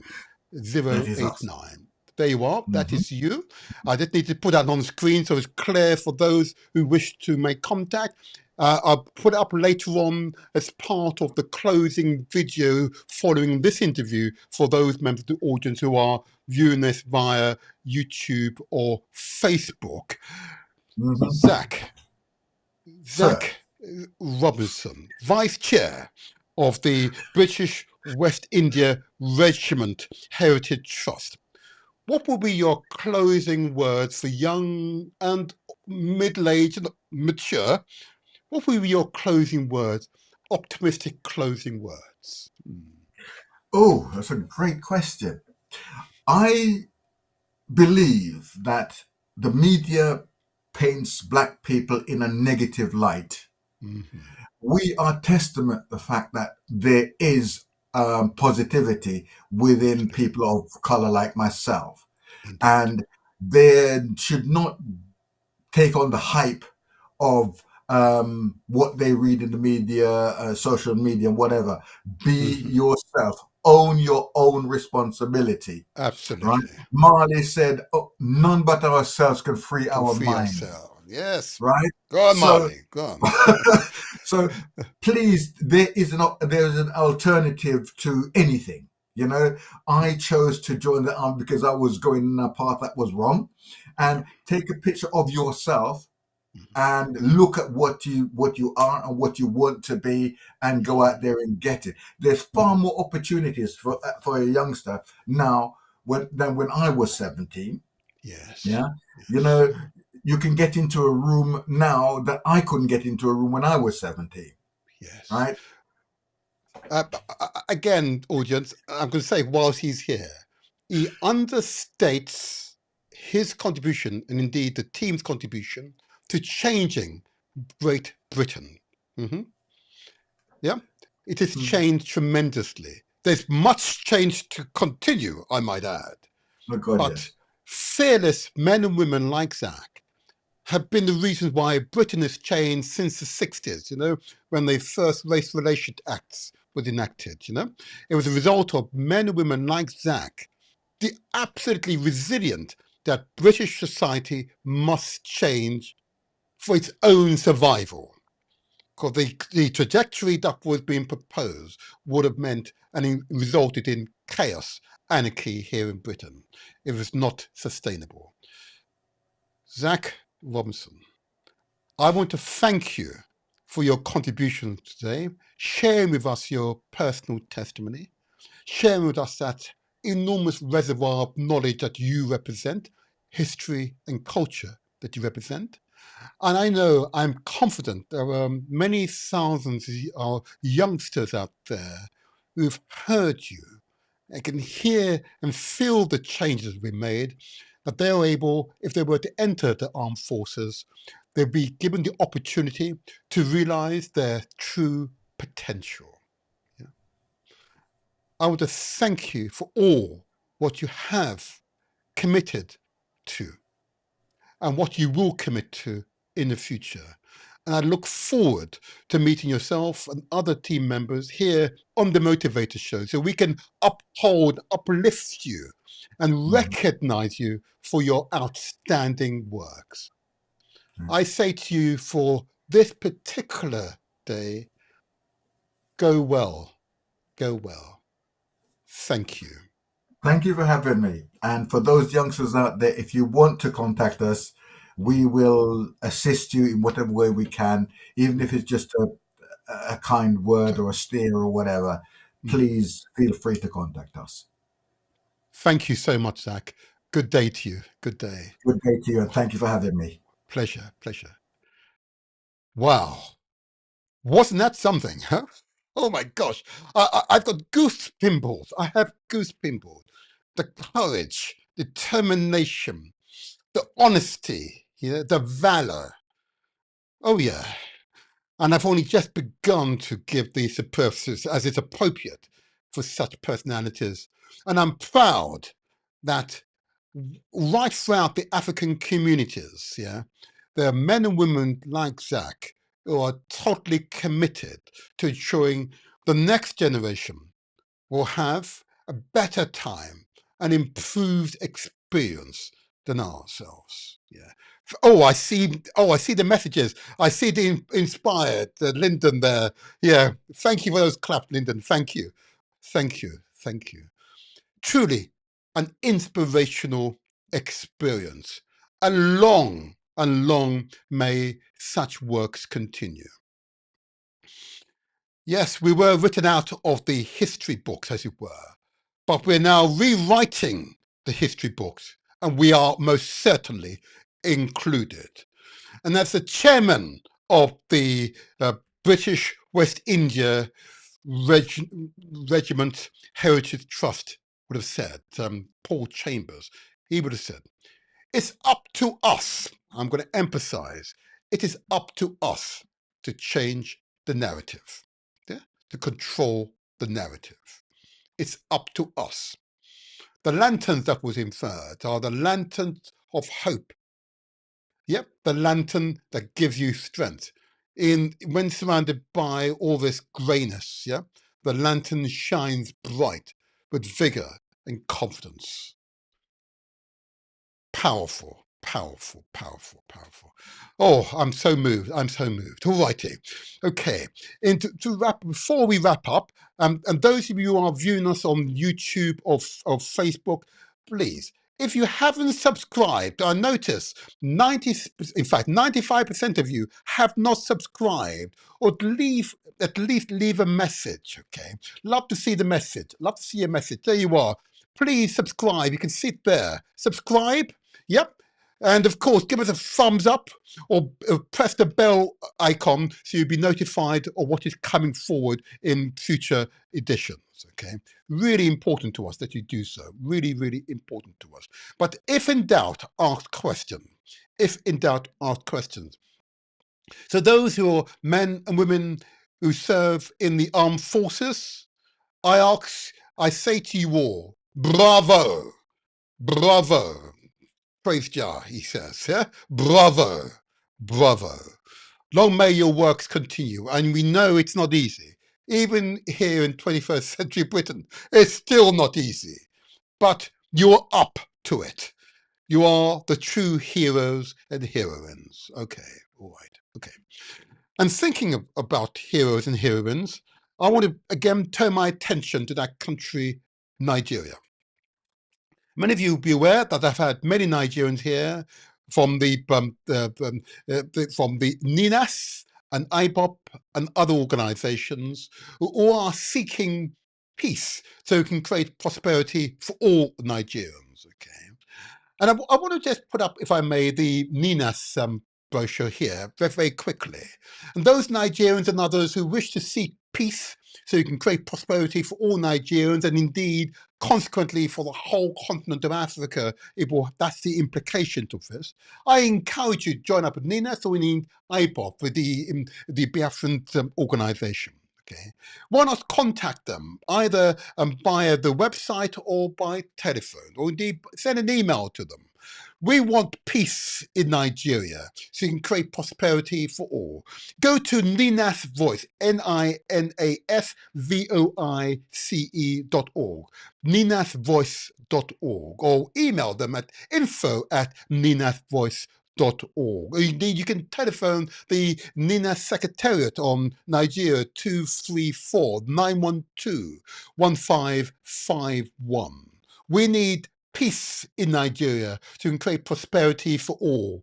Even if that means that federation reconfigures so the indigenous peoples of Nigeria can find mutual cooperation in a guise that is framed by their consciousness and not imposed by people from the outside. We need Nigeria to succeed. And that's why on this podcast, that country will be mentioned on every occasion I'm able to mention it. It's important for Nigeria to grow. So I say to all Nigerians, collaborate with other Africans so we can bring peace to Nigeria, so prosperity can be shared by all. That's an important announcement for me to make. A second quick announcement I want to make, and please listen carefully. Many of you will recall, right at the very beginning of the hurricane season, okay, an exceptional hurricane hit the Caribbean, Hurricane Beryl, okay? And what was unusual about this particular hurricane is that it was a Category 5 hurricane, okay? Highly unusual at the beginning of the hurricane season. And it devastated parts of Antigua and Jamaica. And believe it or not, even till today, despite the best efforts of the government of Jamaica in particular, okay, there are still people whose houses and lives are devastated, okay, and are living in hovels at the moment. Schools were partially destroyed, yeah, and children are living are being taught in unsatisfactory conditions, okay. But it's necessary for all the peoples of the world to rally in support of those who were devastated as a result of these unusual hurricanes. Category 5 is a dangerous hurricane. Okay? And if you're not aware why I give this call, because it's countries like Britain, France, United States, yeah, Germany, Belgium, Holland, yeah, Japan and other countries who industrialize, who pump billions upon billions upon billions of tons of CO2 or carbon dioxide into the atmosphere. And we're now experiencing a rising in the Earth's ambient temperature. In other words, more warm air is being trapped by the CO2 cloud that we pumped into the atmosphere. As a consequence, we're experiencing violent weather conditions, unusual weather conditions. You've heard about the recent floods in the United States of America as a direct consequence of climate change. Hurricane Beryl, right at the very beginning of the hurricane season, Category 5, a devastating hurricane, devastated the islands of Antigua and Jamaica. We ask you, if you can, to give generously. What they need is to be able to buy non-perishable foods, bed kits, sheets and pillows, children's diapers and adult diapers, tarpaulins for, to covers, zinc and other building materials. They just need the resources so they can rebuild their lives. So I commend to you the PNP UK, and they're receiving money and they will be on this show in not too distant future to demonstrate where the resources have been spent. Every penny collected will be used to buy the essential means for those people in Jamaica in particular to rebuild their lives. And if you can give generously, do so. But we'll be accountable here on The Motivator Show. So if you can make a transfer to sort code 600802, account number 298-61233. I repeat, account number 298-61233 on the screen. And in the bank reference, put in DRF Beryl, in other words, Disaster Relief Fund Beryl. Okay. And as I said earlier, we will ensure that members of the PNP UK will be present here to give account how every penny has been spent. So you'll be in no doubt that this has happened and it's gone to support those in greatest need. And there can be no higher calling as a human being to help those in greatest need when we have so much. Thank you. Thank you for acknowledging that particular call out. And my last announcement, if I just put this up on the screen. As you know, many of you will be aware that I entered public life in supporting children in particular. Okay, I believe it's important. They are important. We elders must ensure the next generation have an improved circumstance and improved upon the circumstances we encountered. And you've heard Zach earlier on, his mission within the army to improve the situation there so that those who follow will have an improved experience. One such organisation is Elevated Minds CIC, led by the remarkable Doreen Sinclair McCollum. She was here on the Motivator Show. She's the CEO and founder. And if you have a young person who could benefit from their professional guidance, advice and guidance, please reach out to Elevated Minds. Okay. And their email address is info@elevatedmindscoaching.com. Minds with an S at the end, coaching.com. Elevatedmindscoaching.com. Or you can contact them on 0208 079 0703. Okay, but if you are a local authority or other institution and you're seeking out a professional entity has got a proven track record, I commend to you Elevated Minds CIC, an outstanding organisation whose evidence of success is abound. I commend them to you, and I don't commend organisations lightly. Okay, there you are. And lastly, before I go into the intro video, which you must watch because it adds additional substance to the interview, I just want to say this to you all. Okay. My favorite journalist is Ndidi Ishiwa. Okay, remarkable Nigerian woman who's a genius journalist who writes about the life and times of Nigeria. Yes. Okay. And I want to encourage you, if you can give back to your communities, that you do so. Don't live alone by yourself. Don't interact with others. I want to urge you to get involved. If you've got some spare time, get involved with your local communities, okay? Get involved with your local communities.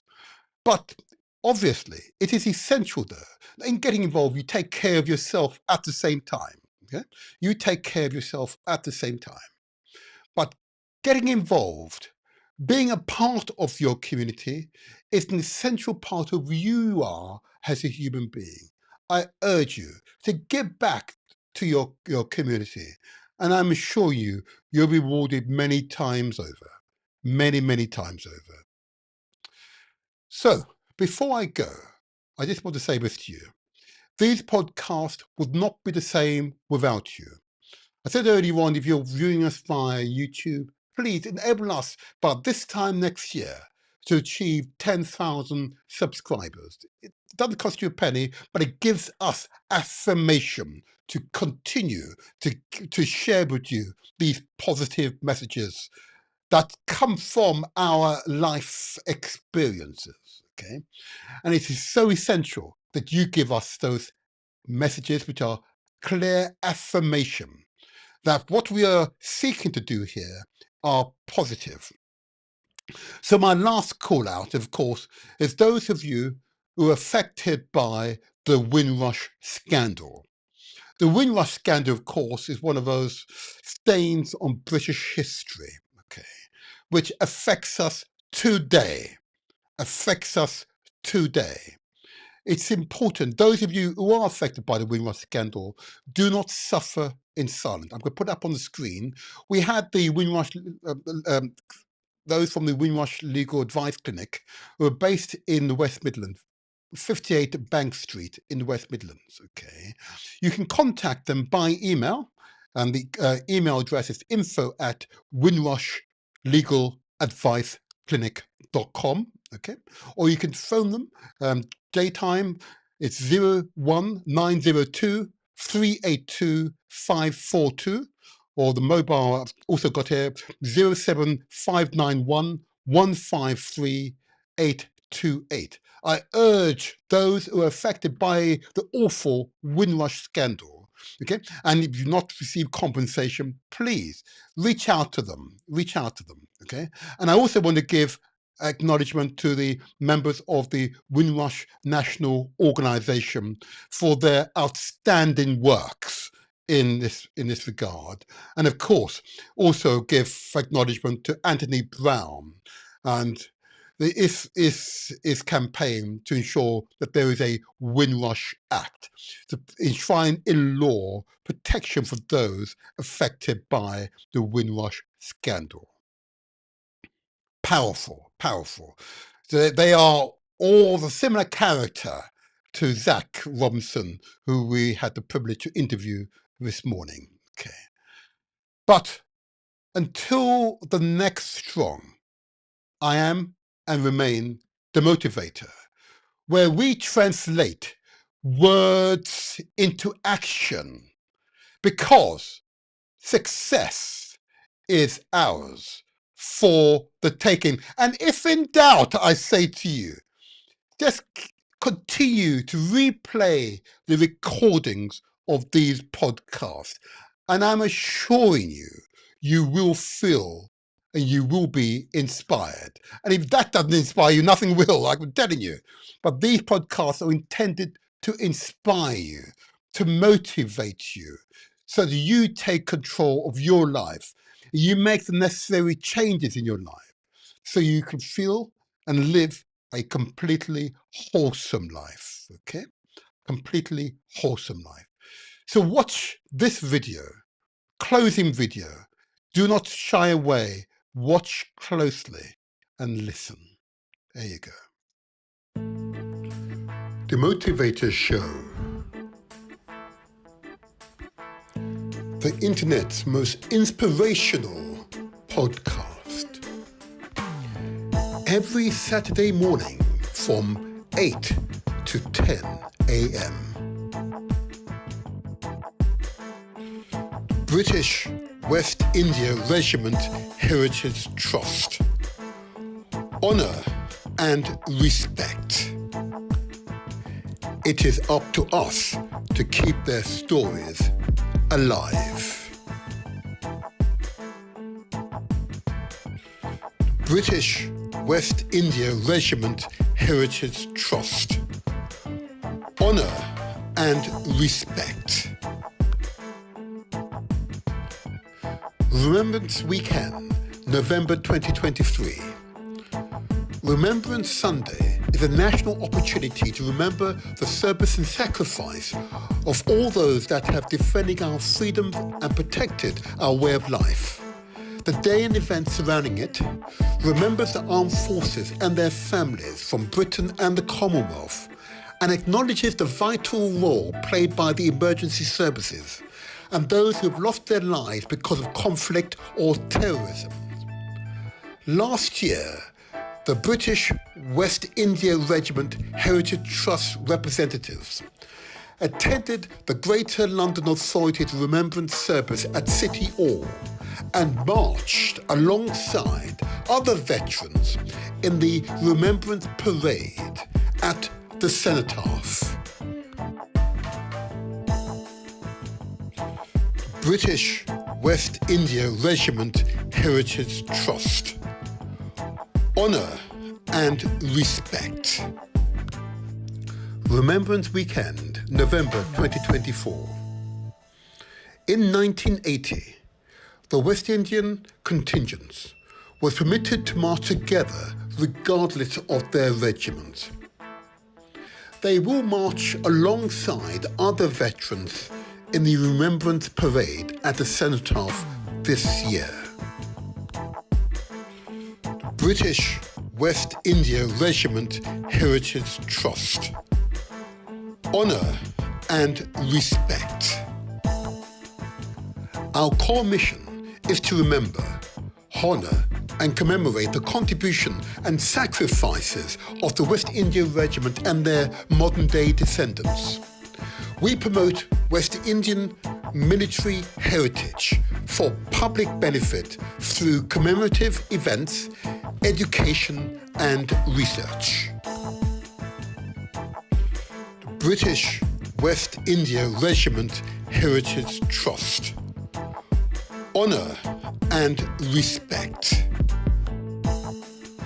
Increasing the number and visibility of black veterans in United Kingdom military commemorative events to highlight the continuous service and sacrifices made by people of Caribbean and West Indian heritage in support of British interest around the globe.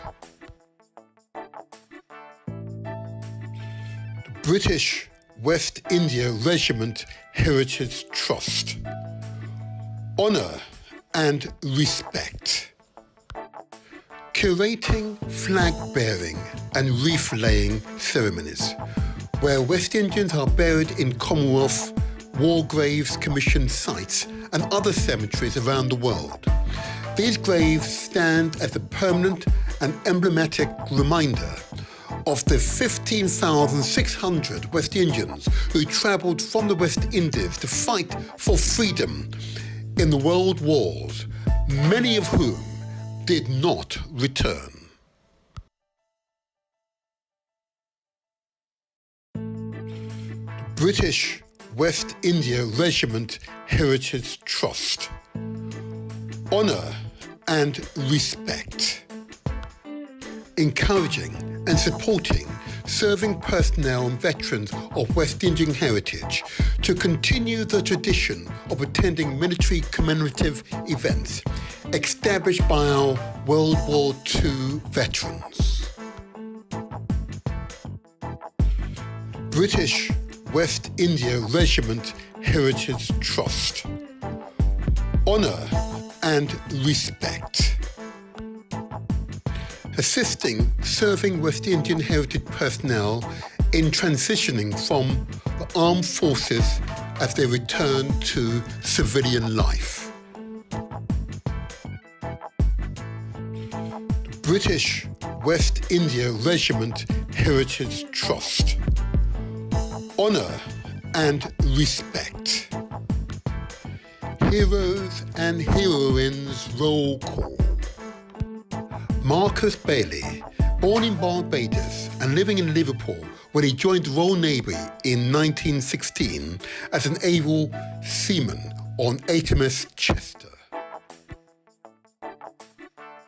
The British West India Regiment Heritage Trust. Honour and respect. Heroes and Heroines Roll Call. Samuel Wesley Yearwood of Port of Spain, Trinidad, worked as an aircraft mechanic, and it is known that Sergeant William Robinson Clark of Kingston, Jamaica, flew biplanes over the Western Front in the summer of 1917. The British West India Regiment Heritage Trust. Honour and respect. Heroes and Heroines Roll Call.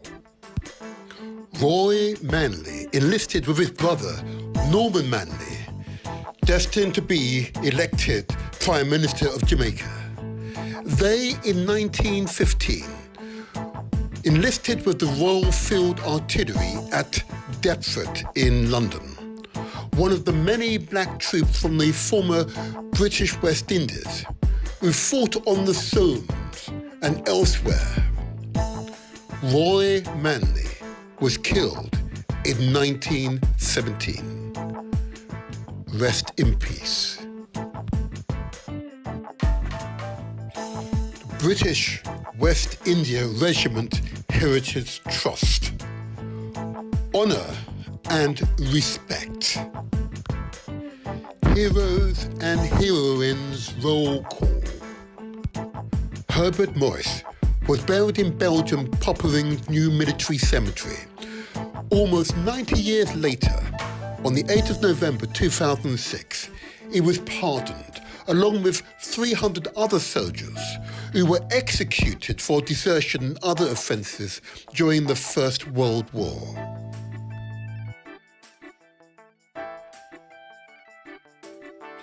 The British West India Regiment Heritage Trust. Honour and respect. Heroes and Heroines roll call. Sam Manning was born in about 1898 in Trinidad. He worked as a chauffeur and jockey in Trinidad and British Guyana before travelling to London and enlisting in the Middlesex Regiment during World War I. He then served in the British West India Regiment in France and the Middle East. The British West India Regiment Heritage Trust. Honour and respect. Reclaim the narrative. Join the British West India Regiment Heritage Trust. Website address www.birht.org.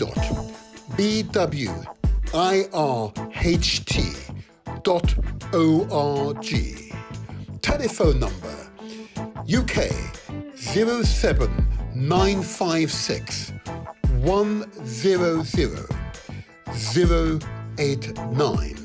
Email address info@birht.org. You are most welcome. The Motivator Show. Success is ours for the taking.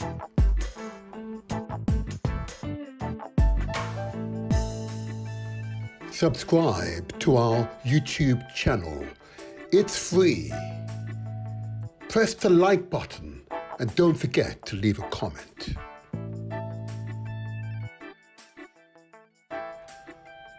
Follow us on Facebook. Give us the thumbs up and share with your family and friends. We are also on Instagram and TikTok. Follow us there too.